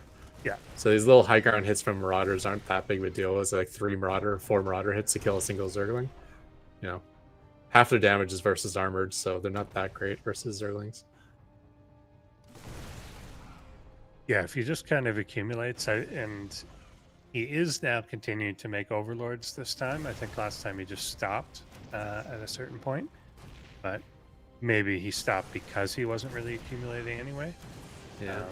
Whereas it may be one of those bots that's like build one when you hit the supply cap instead of anticipating. He needs to spot that third base. Yeah. I could see him like you run over to third base, kill everything there, and then Tyr comes out of his main base to defend the third, and then that gives you the opportunity to surround. You still probably can't. It's too assuming big those, now. yeah. Especially if those Marines have stim. But opportunities there.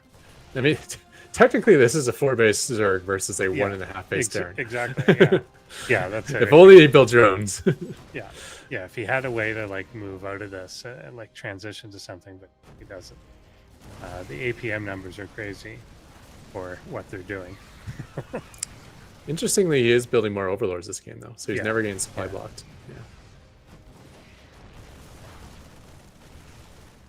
And then what Tyr's timing is going to... Like usually I think Tyr does just build up to 200 and then goes. But like you said, if he's just never able to open the wall, then that becomes interesting.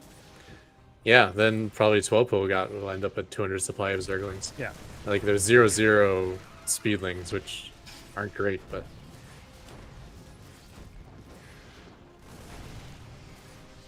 you know, here's another theory. Tyr mines out his main base. Yeah.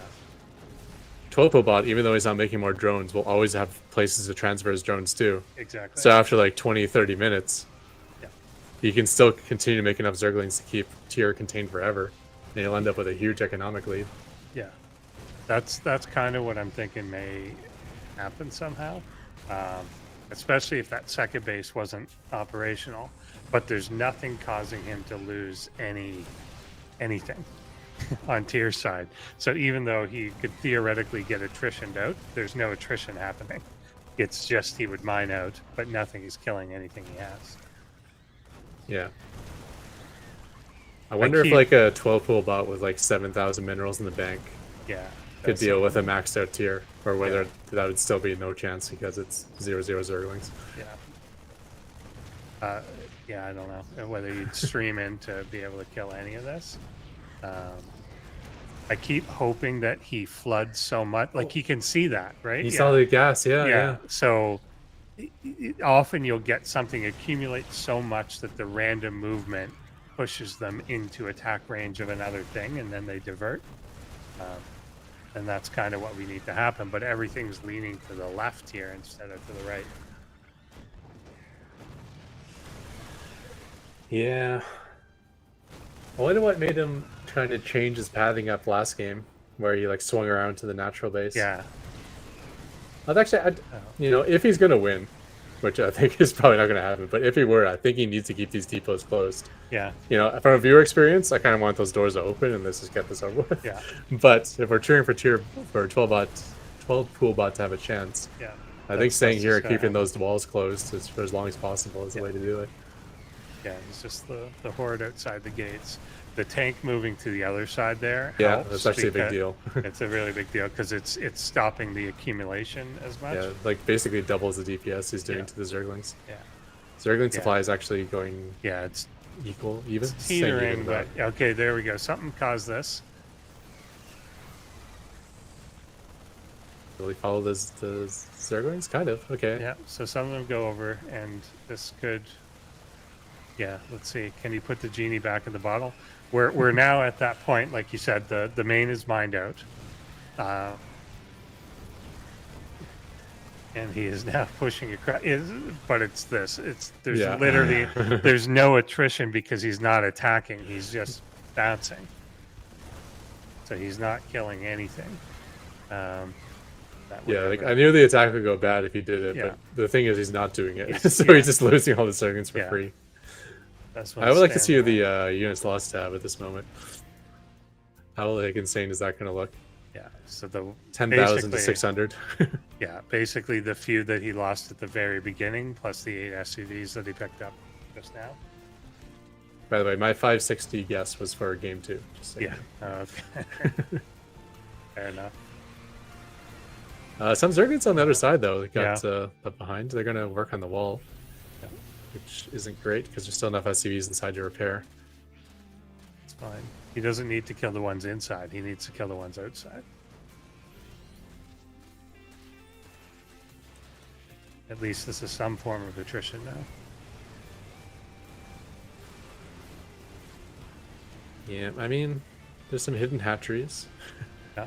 If somehow those things got in It'll and take a while. walked all over Tier's base, that could be something, but I don't even think they're going to get in. There wasn't many SCVs left inside, but I think these Tiers still had like 9 SCVs on one patch or something, so Yeah. enough to repair all 3 of those depots. More Lings are able to make it across the map. Let's see if they go to the third base. No, just stuffing into that ramp.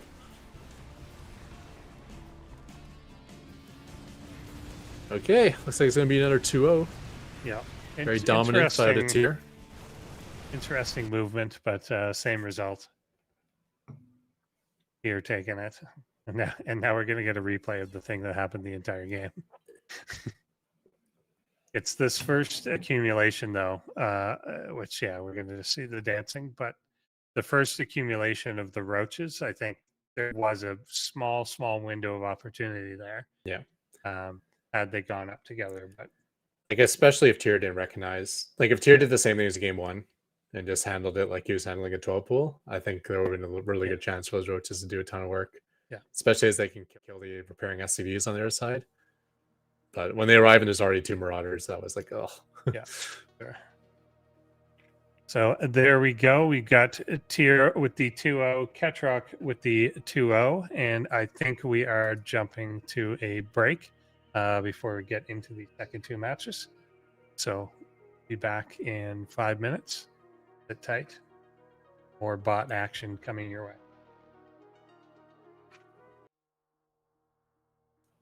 Hello. We are back here at ProBots Season 2 of 2024.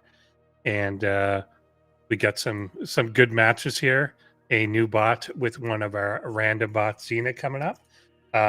We're going to take a quick look at the tournament format again for anyone just joining us. We can get that up. I think we got a graphic. It has 3 squares, but we only use 2 because we're efficient. And basically the format for the tournament is that we start off with 4 group stages of 4 bots each. Those play in a dual tournament double elimination style, and the first 2 get out of the group. Moving on to a single elimination playoff format, where the quarterfinals are a best of 3, semis are a best of 5, and the grand finals are a best of 7. we could use that last square to talk about like the human versus ProBots match, which we always do at the end too, where you'll have a chance to play against the bots if you so desire, to end the season with that stuff. But that is our format. So we are moving on to Group B now, which is going to contain Xena and Apidae. And if people wonder, how did these bots qualify for this? They do it on sc2arena.net, which is the ladder that these things play on. They do their ladder competition, AI Arena. Yeah, AIarena.net, right? There's two of them that go to the same place, right? Yeah, sc2ai.net or aiarena.net. Yeah, Same that's it. website. Okay. Yeah. It was two different groups that joined that together. merged. Yeah. So we kept both web domains, I guess. Yeah. Makes sense. Kind of like Twitter and X, only not really like that. But nobody types in x.com. I don't know what's going on. But yeah, that stuff is good. And then check out below at what's ours again? ProBotsAI.com. ProBotsAI.com. I looked, it was written below me before, but it's not there now. But it's ProBotsAI.com. If you want to find out more info on ProBots and support it, join, become a member, things like that. So cool, awesome. Cool. So yeah, match 3 here coming up. Xena is I still think of as a newish bot, but it's been 5 appearances. Is a random bot that tends to do some pretty fun, cheesy things, and has gotten pretty decent. Yeah, and some really complex things as well. Yeah, we've had some interesting conversations on postbots about Xena and its cool little utilities it has. Yeah. Very complex way it has of deciding like kind of something similar to a build order, but more like reaction based on what it needs. Yeah. But yeah, it can play the long macro games, but as a random bot, it probably has a lot of cheese in it as well. Yeah, they're aggressive, as said there. I think this is the weakness, late game. Okay, there you go. I think that's what the W is. Then this is the special, which is that management system you're talking about. So kind of dynamic build orders. And also from scratch, just like Ketroc, no framework. This one's designed in Haskell. I think it's the only one that is. Yeah, which is impressive in its own right. A functional programming language. This one, Apidae here. The author is Slugger, which is the nickname you give to any child. and there's no weakness, no strength, nothing, no special, and I don't know if it has an additional. If it didn't have the first 3, it can't really have an additional.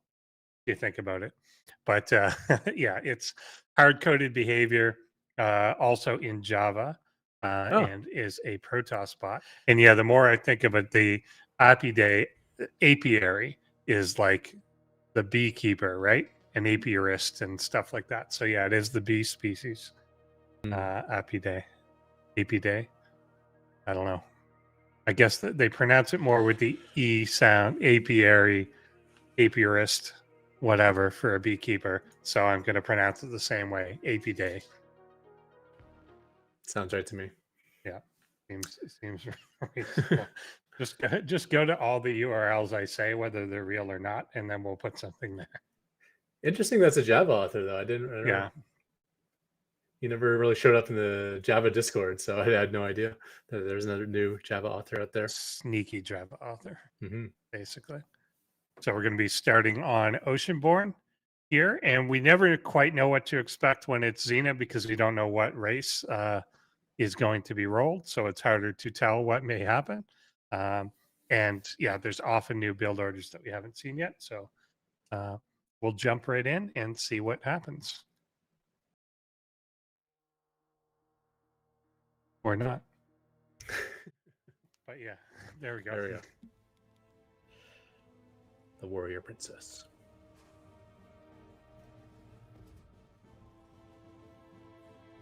Watched the Simpsons Halloween episode Xena.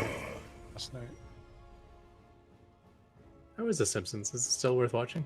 I haven't watched it for I like think it is. a decade. It's gotten better. They won an. They're either Emmy nominated or won an Emmy this year. Ooh. But people have said it's gotten better since they've been added to Disney Plus, because now there's renewed interest in it. Cool. Speaking of cheese, Something we got the Forge coming down.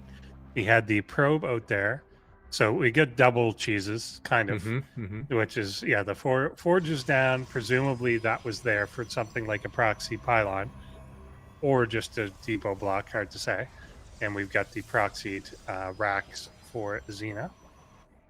It's a tough one because Xena's a random. It's hard to decide not knowing what your opponent's going to be, but he's doing something. Yeah, I mean, killing off that probe is probably actually good for Apidae because, Yeah. you know, if you contain your opponent with cannons and then he's proxy barracks on the map, that's like a guaranteed loss. You don't, those cannons don't do anything. So now he has the opportunity to spend that money elsewhere, like building a candidate home, for instance, or let's see what happens here. Gateway finishes Cybercore. It's a lot of gas. This is Zealot so far. I'm not sure what he's doing either. He went into that bottom corner for like whatever reason, and now he's perfectly gone around the proxy that he wanted to see. Oh, he's not even going to the next base, so he's not going to walk by it. Yeah. Oh, that's sad. I'm not sure if it'll help much anyways. Okay, 3 Zergling, or 3 Marines are going to arrive to one Zealot. Which isn't even too bad. One Zealot could kill them unless they micro well. And he is starting second one, so that's probably good. Yeah, but is he going to respond? He needs to get like a cannon started like right away. And good micro here. That is ring around the Rosingham. Yeah, Zealots at that speed, I always say, don't even need to have side blades in the bot meta. They'll just never attack. They'll soak up damage, and that's about it. I do like that the probes are attacking. It would have been nice if they attacked with the Zealots, but now there's too many. Yeah, this is going to do it. Good splitting to surround them. So what was the Forge? I mean, I guess he wanted to do something on the other side of the map, but it's hard to tell what that was. Yeah, I'm guessing it was going to be cannon contain. I think I saw maybe Laughing Games cast a match with this bot. I saw some sort of match with a cannon contain from a bot I didn't know, so it might have been Apidae. I'm going to guess that's the end of the probes. Yeah, that's all of them. I'm also going to guess this is a Sharpie framework bot because I kind of recognize that probe pull as something Sharpie bots do. Oh, a nice deep power. Oh, he's actually getting like +1 or something with the Forge. Yeah, it's hilarious. That's what he was going for. There was no... I think he only kind of mined enough gas too for the upgrade.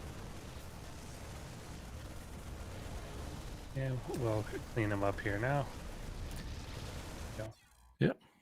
Well done by Xena. Quick one. I had a feeling either way these are going to be relatively quick.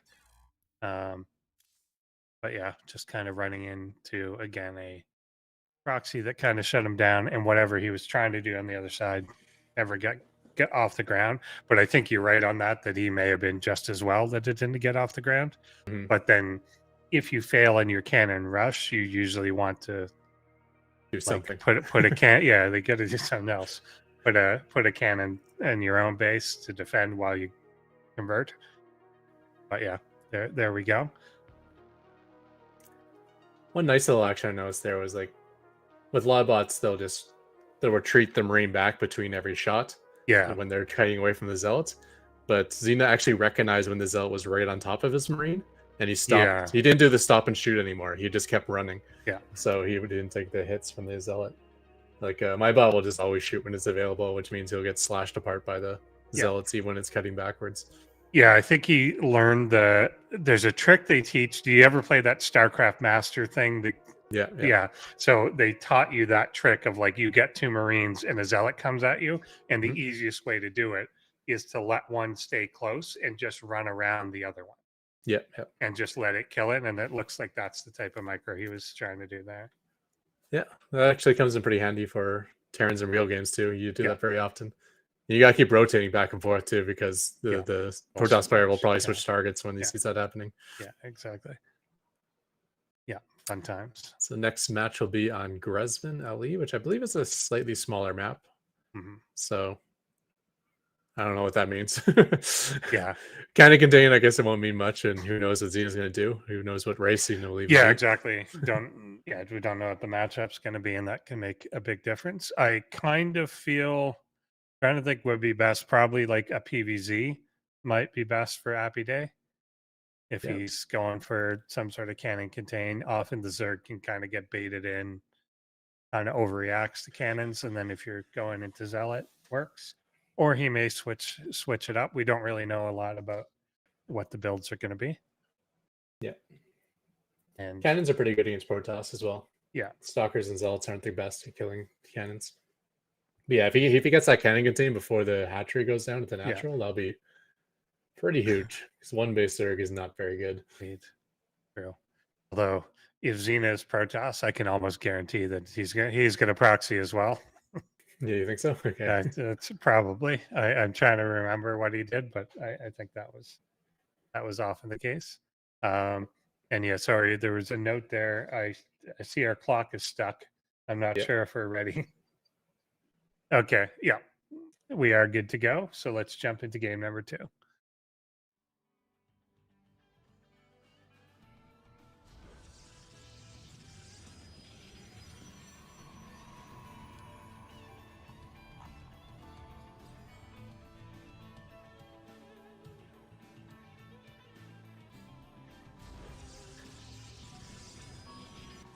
Alrighty. So We're way into it already. Yeah, They already yeah. got that pylon down. Yeah, it's already there, and it is going to be a PvP, so we'll get to see what does happen. And it doesn't look like it is going to be Xena proxying anything, building in base, with a bit of a semi-wall there. Yeah, if he's going to do that cannons, he's got to get him up soon. Yeah. Because that gateway's about to finish, and... Or sorry. Well, he's not actually building anything from the gateways yet. Yeah. One of them already did finish. I guess he's waiting for the cyber core and it's going to start stalkers. So I guess it's just a pylon block. In fact, was there even a forge on the other side? I was assuming it was going to be the same build. Yeah, Okay. there is a forge, but yeah, I don't. I was thinking the same. I don't know if that probe died or whatever. For whatever reason, he also wandered off into the corner again to take a look around. And okay, now we're getting at least a forward pylon. So what this could be actually of Apidae is that he doesn't actually play StarCraft 2. Sometimes these coders don't know the game well. So like, okay, first layer of tech means you get, pylon, gateway, and forge. And the next layer of tech, you get cybercore. And I think with new players, it's a lot of like, let's just get everything sort of idea rather than picking and choosing. Makes sense. Meanwhile, of Xena, I believe we're going to see a nasty 4-gate timing coming here. Warp gate is on the way. We got a proxy pylon with a proxy gate for the fast warp-ins. And a second and third gateway at home. So, this is just going to be a ton of stalkers coming. Attacking the proxy with force supply. Makes sense. And flashbacks to Scarlet Spot back in the day. Yeah. And it looks like it'll just get aggressive from here. And this is reasonably common. The 3 gateways at home and the 1 forward to enable the speed warp-ins. I think he's just going to kind of stomp over. Yeah. I mean, Apidae, he did stay on 1 base, although he's taking it a 3-way lever third, we'll call it. Yeah. So I like they stay on 1 base, but he didn't actually build any army. He just mined a lot of gas, I guess. Got +1, which may finish in time, although he won't have any units. Oh my gosh, there's so many stalkers. Yeah.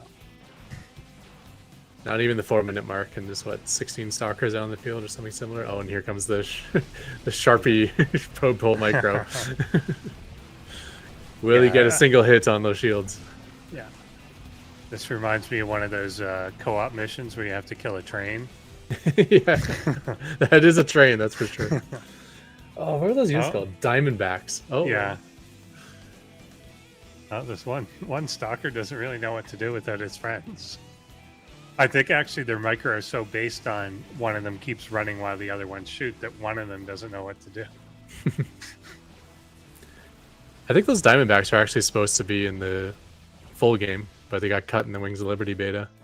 Yeah, They're basically like a ground Phoenix. They had like the moving shot. And, I they're remember really that quick. being talked about. That they Davey Kim did like an interview once where he was saying any unit that shoots or while it's moving, we had to really consider, and so they only left the Phoenix in because it could only shoot air. Hmm. And they're like a ground unit that fires while it's moving is way too powerful. I mean, it looks like Apidae's follow-up is going to be decent. He's going to have a second base. He's got the production down. He had the gas to get all the tech units he wanted. He just needed another 3 minutes, you know, and Xena didn't give it to him. Indeed. So yeah, pretty decisive both times. Xena is pretty aggressive in general. So yeah, just not going to give your opponent time to do whatever it was. It's still unclear what he was going to do exactly, but yeah, it did stuff. I guess. Yep. Yeah. So again, we'll see maybe more in the coming weeks of what that sort of build was going to be. But until then, Xena is moving on to the winners match. So all these matches we're seeing tonight are from bots that are in different groups, I'm guessing. I don't know if it's group. I think it's like group A and B. I think the first two were A, and the second was B, and then we'll see C and D next week. Yeah. So Xena will win the winner of this next match. Gotcha. Yeah. Exactly. And speaking of, so our lower third went away, but so it's just us and a bunch of cool looking hacker code in the background. Hacking the matrix. Yeah. Always. Body equals key int value. Oh yeah, that's the real code down there. Yeah. Makes sense. But yeah, so I think we're who was our last match? Salt not there. We are going to get Benbot versus Bombshaker. So this is the one you were talking about that is more Ketroc than Ketroc. That is true, yeah. This might actually be an interesting match. This could be, if he's Raven and Benbot is still Benbot, then this could be long. That's true. My Master Raven play works really well versus Benbot, so Bombshaker might have a shot. Yeah. I'm not sure Bombshaker is being actively worked on, however. I know Benbot's is even a much older bot than my own, and I think is at least somewhat worked on at all times, so he's keeping current. Yeah, I think so. He's kind of just slowly gotten better. Yeah. And more refined in what it's doing. So and less BC based. It used to be like BC Rush, and then it was kind of like more expand BC Rush, and then it was just where are even the BCs at this point? I think he kind of forked. There was a whole point, and he still does this, but there was a whole point where at first it was a BC Rush, then it was like, okay, I have to live until I get to the BCs because that's the important thing. But then to live to get to the BCs, he was bunker containing his opponent. But then the bunker contained would just win 70% of the time. So it started to get more complex on the mid game instead of going right for the BCs. Mm-hmm. So yeah, definitely an evolution there from what it was originally intended to be. So don't know if we can get the stat cards up for them. We're trying to do that. But Benbot, has been around for a while. Bombshaker, also a Python bot, obviously Terran, since it does the Raven stuff. And that also doesn't have its special strengths and weaknesses, cool things. Totally filled out. It looks like Benbot's been working on his TPT. He said he noticed some issues when he faced Ketroc and Phobos last season, so he's been working on fixing up some issues there. Yeah, definitely a solid one. Benbot's one that kind of crept in, like in its first seasons. It was just a survival bot too, which is weird. Like given that it was rushing to like BC and trying to like take people out by just teleporting it to their mineral line, it ended up being this weirdly defensive, very patient, very self-contained thing that you could not push into. And then it would just win in these long attrition games where it just never let the battle cruisers die. So then at some point it just magically had 14 of them, and then would just push and just win the game that way very slowly, and it would look like it was about to die for like 20 minutes and then not die. He came super close to actually winning a ProBots championship. There was one season where the last 3 bots were Ketroc, Benbotbc, and Spiny. Mhm. And Benbotbc's already 2-0'd Spiny, and there hadn't been any updates since then. And he was beating Ketroc like 9 out of 10 times on the ladder with his bunker contain. Yeah. And my bot just got lucky in ProBots and was able to break out of the bunker contain. But looks like we might be ready to go based on what the screen rotated there. Yeah, let's so maybe we're just jumping in if we can do that. No? No. Oh, okay. First week jitters. So what else we got here? Well, let's talk. Looks like he's weak to Mass Tempest and Mass Thors. Oh yeah, everyone's weak to Mass Tempest and Mass Thors. Yeah. So now that we got a second, have you played Battle Aces? I actually have not. Okay. I'm looking at all these new RTSs coming. I'm like, if you were to make an RTS where you take out all the elements of the game that I'm good at and just leave the stuff I suck at, that would be Battle Aces. Okay. Because it's just microing armies, it looks like to me. Kind of, yeah. It's like where's all the SimCity and the turtling and the teching up to high tech stuff and expanding and being greedy and stuff. It is weird. So the feel of it is it's interesting. So it is about, you just decide when to build a new base and that's it. So it just appears where the new base is. And then there's a timer to activate, like basically the build time. And then you have to decide when to tech to a new unit. So you start with 2 units and then you have to decide when to expand to the next one. But then it costs resources when you start to, so then it leaves you vulnerable to the attack. That's the point. But then the micro part, while the whole thing is microing units, you cannot micro individual units to attack specific things. Like you can't, which is weird, but you can take an individual unit and move it, but you can't like click on a unit and be like, you attack this. You essentially have to move it, and then it will decide what to attack, which is weird. Yeah, so you can move around, you can set up concaves. Yeah. You can decide where to attack and but your you shape can't, of attack. Yeah, you can't like target fire a thing. You can't, which really comes into play when it comes to attacking their bases, because you'll get a base like half dead and they'll come in with units and your units will stop attacking the base if they're in a good position. So you want to be like, no, just target fire it down and finish it, but you can't. They can defend it in a weird way. So I guess you could also have like an army of like glass cannon units with like a tanky unit in the front. And then your opponent will, unless he micros it well, will end up shooting the tanky unit when he doesn't want to. Exactly. Yeah. You get things like that, or you want to. So there are some units that you can siege in the back. So there's something kind of like a tank. So you want to like run in units to kill it. But if they keep a couple units back defending it, then yours won't just surround it. It will start to attack things. And then they have certain matchups. So some units are anti-air and some aren't. So if you run air units in, then it'll switch priority to the air and stuff like that.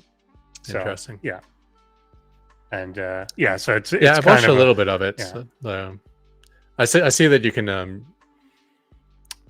you know what your opponent's units, like you select like what units you want for the game, and then you can see what your opponent's units are.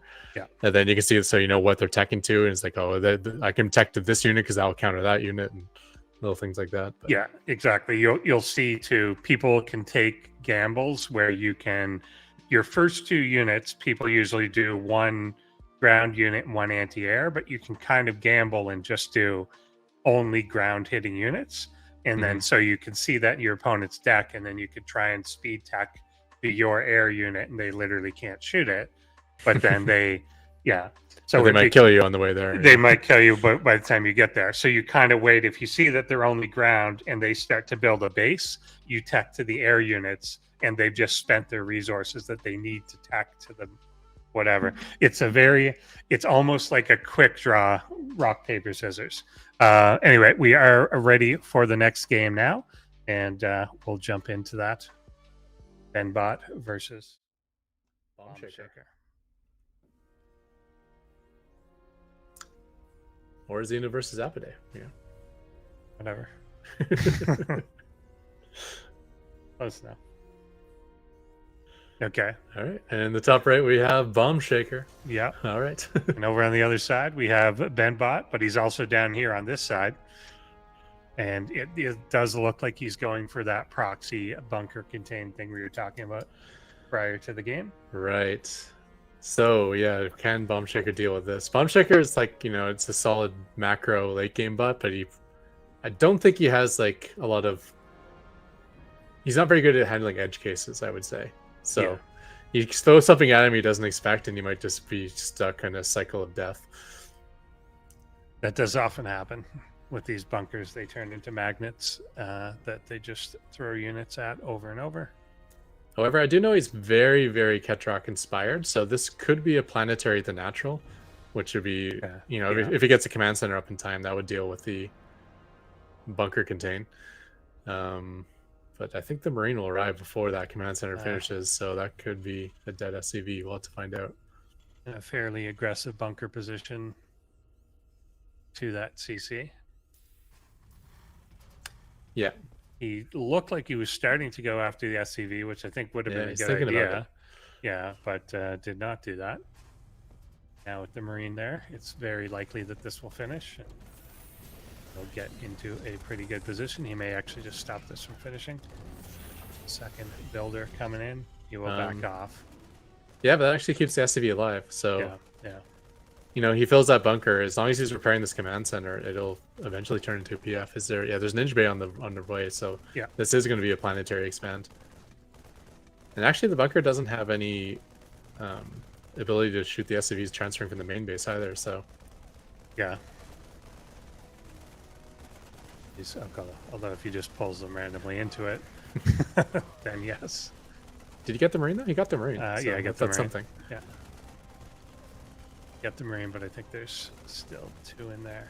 It's either 2 in there or an SCV maybe. And it's messing up his build order enough that he doesn't have any minerals, so he can't build the planetary. Yeah. He's up to 350 gas now, but he has no minerals, and SCVs are dying. Yeah. We're getting this magnet behavior, unfortunately. Yeah, maybe 0 not. Marines. Yeah. 0 minerals. Every single SCV is mining gas. Yeah. That's not good. And he's repairing the rest away as soon as he gets it. Yeah. Okay, so a few more did transfer down. He'll probably, once he repairs this, it'll never be solidly full, but he may start accumulating minerals. Yeah, and a lot of SCVs trying to transfer from the main to the natural and the natural to the main. He did have the logic to stop mining gas. I like that, but there's so much back and forth. The SCVs can't decide what base they want to go to, or where they want to repair, or where they want to attack the bunker, that no one's actually mining. So even with no SCVs on gas, there's still no mineral mining. As we get excess Marines coming in, then it can be disruptive. And he usually does support this very lightly, but he'll throw a Widow Mine up there or throw a turret up there. If he does that, then again, it could attract more attention. Yeah. Yeah, and the single Marine here now getting into the mineral line will be an issue. I'm actually not even watching the game. I'm just watching the mineral counts for Bombshaker. Will it ever reach 150? He got up to 95, I think is the highest I've seen it. Because unless I hit 150, he's never going to make the planetary. If he never makes the planetary, this game will end. Yeah, I don't think he will. Now, with the 2 Marines here now, I don't think. Yeah, he could but he just needs a mine in the main base. If he mines minerals in the main, that's good enough if too. he actually stops the repair, then that's fine. But he's only got that's. Yeah, and he keeps sending these SCVs keep running to the base and back and base and no. Oh, now he's abandoning. Oh well, yeah. And that's the last worker. Yeah, these containments are deadly. The logic to do them is so easy. The logic to defend them is so difficult for bots. Yeah. Bots are dumb as bricks. They can micro and macro like kings, but simple decisions can be very, very difficult to code. He does have enough minerals to make 1 more worker, if he so decides. Yeah, third base. Yeah, obviously that's where that goes. And now if SCVs run between bases, they're running past the bunker, which is not what you want. Not that he's still in this game, but yeah, you'd have to have SUVs for that to be an issue. So yeah, here comes the Raven in the defensive position. Benbot won't end this either. I've seen him charge up the ramp before when he reaches a When certain he marine gets counts. enough, yeah. Okay. Oh, Like even with the containments, I've seen the containment. Yeah. Like leave the bunker and This go into may base. trigger him to go. Okay, now he's close. Yeah. There, he just needed the nudge forward to engage.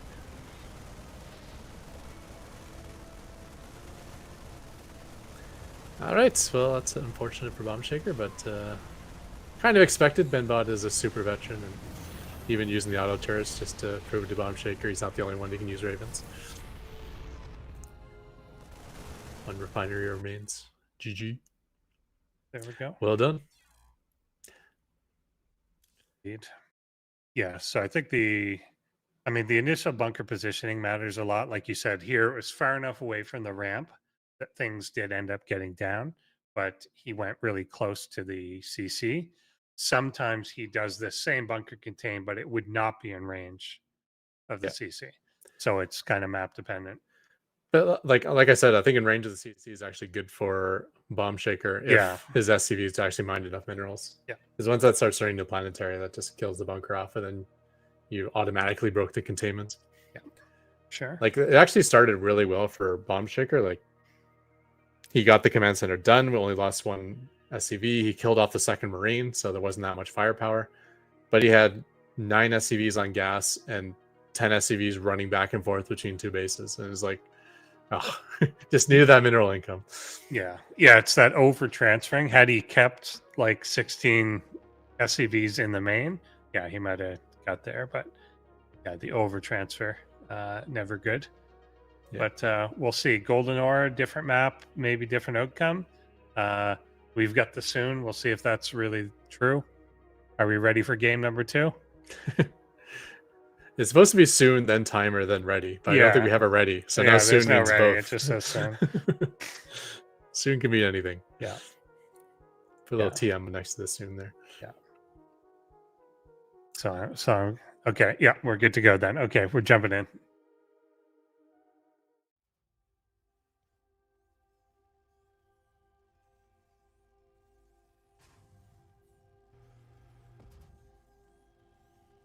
All right.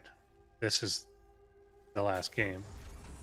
No, are we in replay mode? We're in replay mode. There we go. Here we go. Down here on the bottom right-hand corner of the map, we have our red Terran player. It is Benbotbc. And up in the top left, we have also the red Terran player, because I see a red barracks up there. But as well as that barracks, we have the blue Terran Bombshaker. So it looks like we might see a little bit of a repeat of last game with the bunker contain. But CC first once again. And another map where the bunker won't really be able to shoot SCVs transferring between the main and natural. So that's one good thing. I feel too like on this one he may put it further back. I know there's some where he, again, like it's not right in your face. I think against Zerg he likes to put it like outside the natural. But against Terran, he likes to deny the natural with it. Yeah. Okay, that one is close. Close enough. Yeah, so now we got some SCVs bouncing back and forth, which is kind of messing with his expected income to have at this point in the game. And it's not, he could definitely sneak them like on the bottom end of the ramp, but where he's trying to come down right now, he would catch them, I think. And if he could get a Marine in that nice little forward position, then that would put things off. But yeah, if he sneaks out the back like that, he's... Oh, well, that bunker is actually close enough to scare the SCVs, so they're not even going to try to complete the command center. So at least it's something different than the last game. Like if he can... Well, okay, now he's going to complete it. So this is going to be much later. But different is good. If it was exactly the same as last game, we know what would happen. This is probably bad different, but at least it's different. Maybe somehow it'll give him time. Like, he's not repairing the command center during this time, so he's probably just pulling up more resources, which is a good thing. So you can see he already has plenty of money to build that planetary. So this actually working out quite well for him. And there's the PF. Yep, there's a PF. Awesome. Yeah. Okay, so we got a game. Do indeed. It'll be how much does he lose between now and then? He is trying to repair. Yep. But that is fine. It will not die. Yeah, it won't die, and then he'll have dancing SCVs for a while. These Marines will pop out one at a time and die. But eventually there'll be no bunker, and then Bombshaker will get back to what he is intending to be doing this whole time.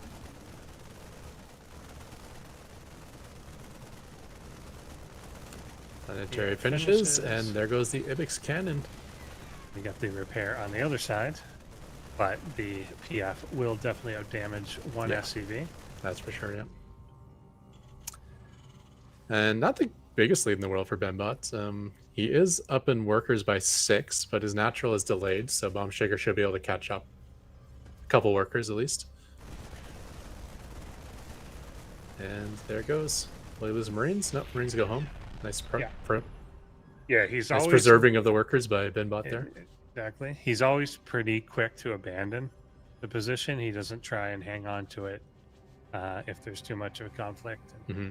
Yeah, he just takes things home. The barracks, I think, was already floating, ready to go. Yeah, I was wondering if he was already in attack range of an enemy unit, whether he would fight, and so maybe the BF would have sucked him in. Yeah, but no, he's able to come back home, and he'll have those Marines to enter his bunker back there.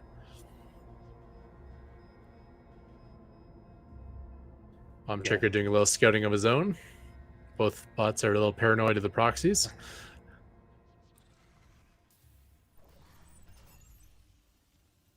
Got a turret coming down, kind of in front of the base. Interesting position. Yeah, Bombshaker actually not building a lot of workers at the moment. Like, he is building 2 at a time right now, but for some reason he didn't actually gain on Benbot. He actually fell further behind in worker counts. I thought with 2 complete bases he'd be gaining, but not the case. He does have plenty of gas, though, if he ever gets that starport ready. And no army supply at all from him. So he was making the individual Marines, but seems to have moved away from that. It's making literally nothing, but starting another turret. Yeah, I'm gonna guess his logic is to build as many Ravens as he can, take as much gas as he can, and then whatever leftover minerals he has, he'll be building expansions and Hellions. Whatever he's preparing for, he's expecting to happen right there. Okay, I guess. Yeah, if I'm right that he hasn't updated his bot in many years, he might be expecting like BCs to be teleporting into his base. Yeah, there might be a Benbot hard counter going on here. Yeah, Benbot's evolved a little bit since then, but that may be it. It's also possible maybe that's like his Raven retreat spot, and so he's securing it. Yeah, never know. I don't know. Yeah. And Benbot getting high sec tracking on his own. And is he going to expand? Yeah. So, and there is the fusion core. Yeah, so definitely an earlier expand out of Benbotbc. He'll have his 3rd base up nice and early. Kind of looks like there's command center in there, but no, that's just a starport in a factory. Okay.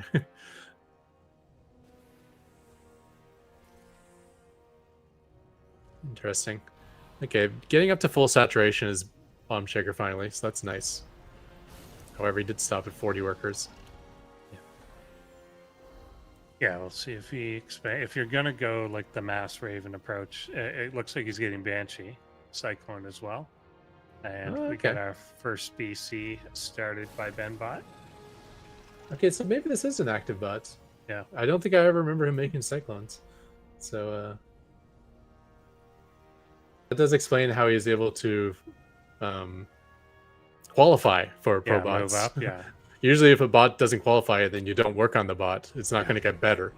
But maybe it's working on it. Maybe everyone got worse. I do like vaguely remember on Discord like 1 or 2 authors that were returning to the scene after being away for a while. Putting up memes of what it's like trying to figure out your... It's like, when I last left my bot, it had like 40 bugs. Now I'm trying to fix them and I don't remember what any of them are. I hate if you leave something like that for like a long time and then you try and read your own stuff again. Oh, yeah. Yeah. That's exactly what's happening to me at work. I was this like massive story I was working on, and then it got shelved for 6 months, and now they brought it back again. When I had it like halfway done, so I'm working on it again. It's like, Yeah. I don't remember what I did now, and plus the requirements changed, and it's like, okay, I'm completely lost. A lot of upgrades on Benbot's side, getting the Yamato, getting drilling claws. Well, yeah, just a full base ahead. Actually, we do have a command center almost done for Bombshaker, so it's not completely out of the. He's not falling too far behind. Yeah, and Ravens can be efficient. So yeah, definitely. However, I haven't seen a Raven, so maybe maybe things that are completely new now for Bombshaker.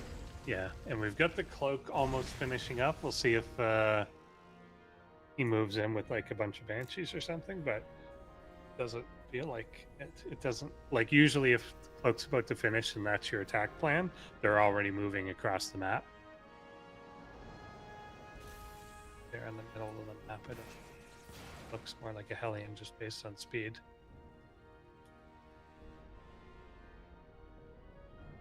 Find the base location. Yeah. He just didn't like that base. This is gonna go to this one instead. Okay, so I did a little bit of research here. Bombshaker has been updated within the last month. Okay. And based on the notes, it looks like he's added the ability to use the anti-armor missile, interference matrix, which is things that didn't exist back when he had his bot. And he added speed binding as well, so he's not going to have that disadvantage against other bots. Okay. There comes the teleport in. Yeah, not too bad though. I mean, the Vikings can always kite these forever, and if the BCs try to chase the Vikings, they'll run into that missile turret farm. Oh, my bot does this too. It's like, defend your main base, and then it's like, oh, there's nothing in my main base anymore because it's not technically, those PCs aren't technically in the main base. And now you let them live. Like, as soon as they fly over the terrain into the airspace, you just like, oh, threat's over. They're gone. They're gone. Poking the other side. Yeah, and they'll often do that. They'll kind of go there. They'll come back in. They'll either teleport home, or what they'll often do is wait for the teleport to come back up, then attack again, knowing that they can escape. Exactly. Like, if you have the teleport available to go back home, you might as well attack again until you're under threat. Then exactly. Yeah, these Hellions have no memory of the siege tank being up there. Yeah. If you can't see a unit, it's not a threat. That's what the Hellion driver thinks. Yeah, here's the wander back now. Cyclones will chase them out. Trying to get a Yamato off. The second. Third Cyclone comes and eventually saves the day. Yeah. Speaking of something that hasn't been updated for a while, I don't think Benbot ever changes Yamato decision making. Because he still thinks Cyclones are like the ultimate BC killers. Yeah. Because they used to do double damage to armor and be able to kite at 14 range. So now they'll put all their Yamatos into BCs when they can. See if he hits the teleport trigger. Yeah. It's kind of like killing a Viking when you put a BC really low, because they gotta spend about that much resources to repair it back to full. Yeah, for sure. Meanwhile, though, on the other side of the map, we do have a 5-base Terran with a 6th base on the way for Benbot, so he's got a nice big lead there. Yeah, and Benbot pretty much at maxed out here now, 199, and he'll start banking up. And that's when it becomes pretty scary. It's like, if any BC dies, it can be instantly replaced, and he'll get a big enough bank for the repairs, and he'll go on the offense here now. Yeah. And auto turrets are especially bad versus BCs now. I think they die twice as quick as they used to, because they used to have 3 armor and 150 hit points. Now they have 0 armor and 100 hit points. So armor is really effective versus BCs, and they don't have that. Nice kiting from the Vikings, though. That'll help. Cyclone versus Cyclone battles. And actually some Banshees here from Bombshaker, if he can ever get rid of the detection. Actually, there is no detection. He's just afraid of. He doesn't want to move in and get scanned, I guess. Mass missile turrets are kind of paying off as well. Yeah. Forcing a lot of BCs to jump away. And things out. The tank support underneath these BCs definitely doing a lot of work. Yeah. They're the thing that actually killed off most of the turrets themselves, and to the ones out of range here. Yeah, but no support for these BCs anymore, so these Banshees are getting a lot of kills. Looks like the Banshees are... it's kind of like they're not cloaked, right? Anytime a unit gets close to them, they run away. Yeah, It reminds me of back when I had a bug in ProBots where my BCs, where my Banshees did the opposite of what they thought. Yeah. If they weren't detected, they'd run away, but if they were detected, they would go attack. Yeah, so he held. Okay. I wasn't expecting that. Pretty good. Wave 2 coming immediately, however. Yeah, this time without the tanks underneath, but there's not really that much ground that's going to get to them or anything. There's one cyclone there that got matrixed. Yeah, but the Hellions killed off all the Marines for Benbot, which means if Bombshaker gets the Viking lead again, he's going to be able to kind of own the air without any ground units pushing him away. You can see these kind of like attempted turrets there. One gets down. But yeah, he was trying to throw a bunch more. Oh. Yeah, placing auto turrets is kind of difficult. You need to like query the API whenever you place a structure, which is a slow process. And that's fine if you want to place a command center. You kind of like query, can I place it there? But when you're trying to like figure out, okay, what are these like 50, what are these 50 positions where I want to place an auto turret, and then you're doing that every frame. You know, like it's too slow to be able to do that. So you got to do something a little more clever. So I think what Bombshaker does is just kind of tries to place them everywhere and is always recalculating. Their base does go down, however, though, and that's a lot of BCs. Yeah, and they're just not dying here. There's no... What you need ultimately to take Benbot out is either really long-term attrition, or you need to get up to the point with Vikings or something else that can like 1 or 2 shot the BCs, or else they just escape. So you'll see like Mass Blink Stalker works, Mass Viking, if they can really get on them and sync up their shots, works well. But if you're firing piecemeal like this, they just always get away. Yeah, I thought Bombshaker kind of had all the ingredients to hold it there, because he took out all the ground units. Yeah. But I don't think he has the logic to like, okay, let me build nothing but Vikings for my starport until I have enough Vikings to deal with my opponent. He just kept making like Ravens and Banshees. It's like, that's not going to help you deal with these BCs. Looks like Benbot actually has the air control as well, much more Vikings, not to mention the Valkyries just can tank a little bit.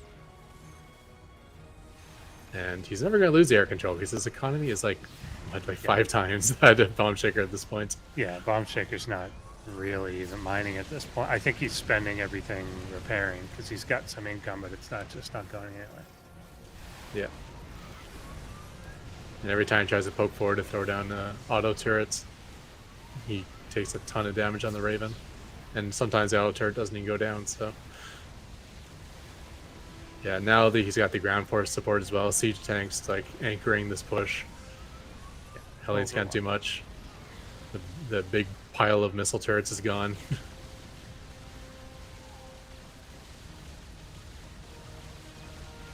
Yeah, BCs are just kind of like the ultimate stabilizer. And I feel Thors are very similar to that. Of the benefit, particularly for bots, is like they tend to move. They need something to anchor the line, basically, if they're going to move forward, because they're very timid otherwise. Yeah. And so if there's not something tanky allowing it the bravery to move forward or hold a position, then it won't. And battleships are very much that thing. Yeah, I mean, like, these BCs probably took about 10,000 damage this game, and he didn't lose a single BC. So that's also a really big deal, the fact that they have that retention value. Yeah, look at that difference. Now, it's not really reflective of resources lost because resources go into repairing, but in terms of actual production. Yeah. Yeah, like you said, like you don't have to reproduce them, so it saves you time, and then the resources is super cheap too. Like repair doesn't cost nothing, but it doesn't cost very much. Yeah. Yeah. So at least we got to see a game beyond the bunker contain that time, so that was nice. Indeed. So yeah, Benbot doing quite well going into, like, again, that bunker contained stuff. That's not even the plan. That's the delay tactic to get to the plan. Yeah, yeah. So, and that's the way it started, and then it just ended up winning sometimes. Yeah. Yeah, it's nice to see a more like involved army of Bombshaker, not just Hellions and Ravens anymore. But Yeah, he's facing one of the top bots. I mean, yeah, there's definitely Benbotbc was potential a there, finalist last season, and he's like, Yeah. he might have reached the final four more than any other bot. Like he's always seems to make deep runs. Even when we count him out, he still makes a deep run anyways. Yeah, exactly. Like the whole time, like I remember one season, like just the brackets, like for weeks in a row, no one predicted him winning, Yeah, and he just kept winning. Yeah. So there we have it. Good night. I think all 2-0s, but some of them were closer. Yeah. Well, that's to Yeah. be expected. We're seeing like the the top ranked bots going up against the barely qualified bots. Yes. The following weeks will be better. When we see the lower bracket of the groups and the higher bracket of the groups, that's when we see the bots that are evenly matched going up against each other. Yeah, and I definitely think who'll win. this Bombshaker one's gonna be pretty tough against most matchups. Like there was definitely a lot there that it was doing. So yeah. So there we have it. So thanks everyone for tuning in. Again, check out ProBotsAI.com and AIarena.net. And then just type in SC2 and other words and then go there too. There you go. Because that's a thing. They'll take you some places. Yeah, and I forgot what I was gonna say. All good. It's all good. Yeah. If you want to join, support us on the ProBotsAI.com/join. Check it out. Become, I don't even know, a member. We used to be like Crown Club members. Now I think it's like, I don't know. Now we're a small fraternity or something like that. Alpha ProBots, something like that. But check it out, and thanks for tuning in. We'll be back next week, same time, for Group C and D. Yep, see you guys then. Thanks, Ketroc, for joining in too. Ben, Yoshi, in case anyone's wondering, will be around the cast as well, but he's not available till August. So, but he will be back. He'll be back. Awesome. All right. Yeah. See everyone next week.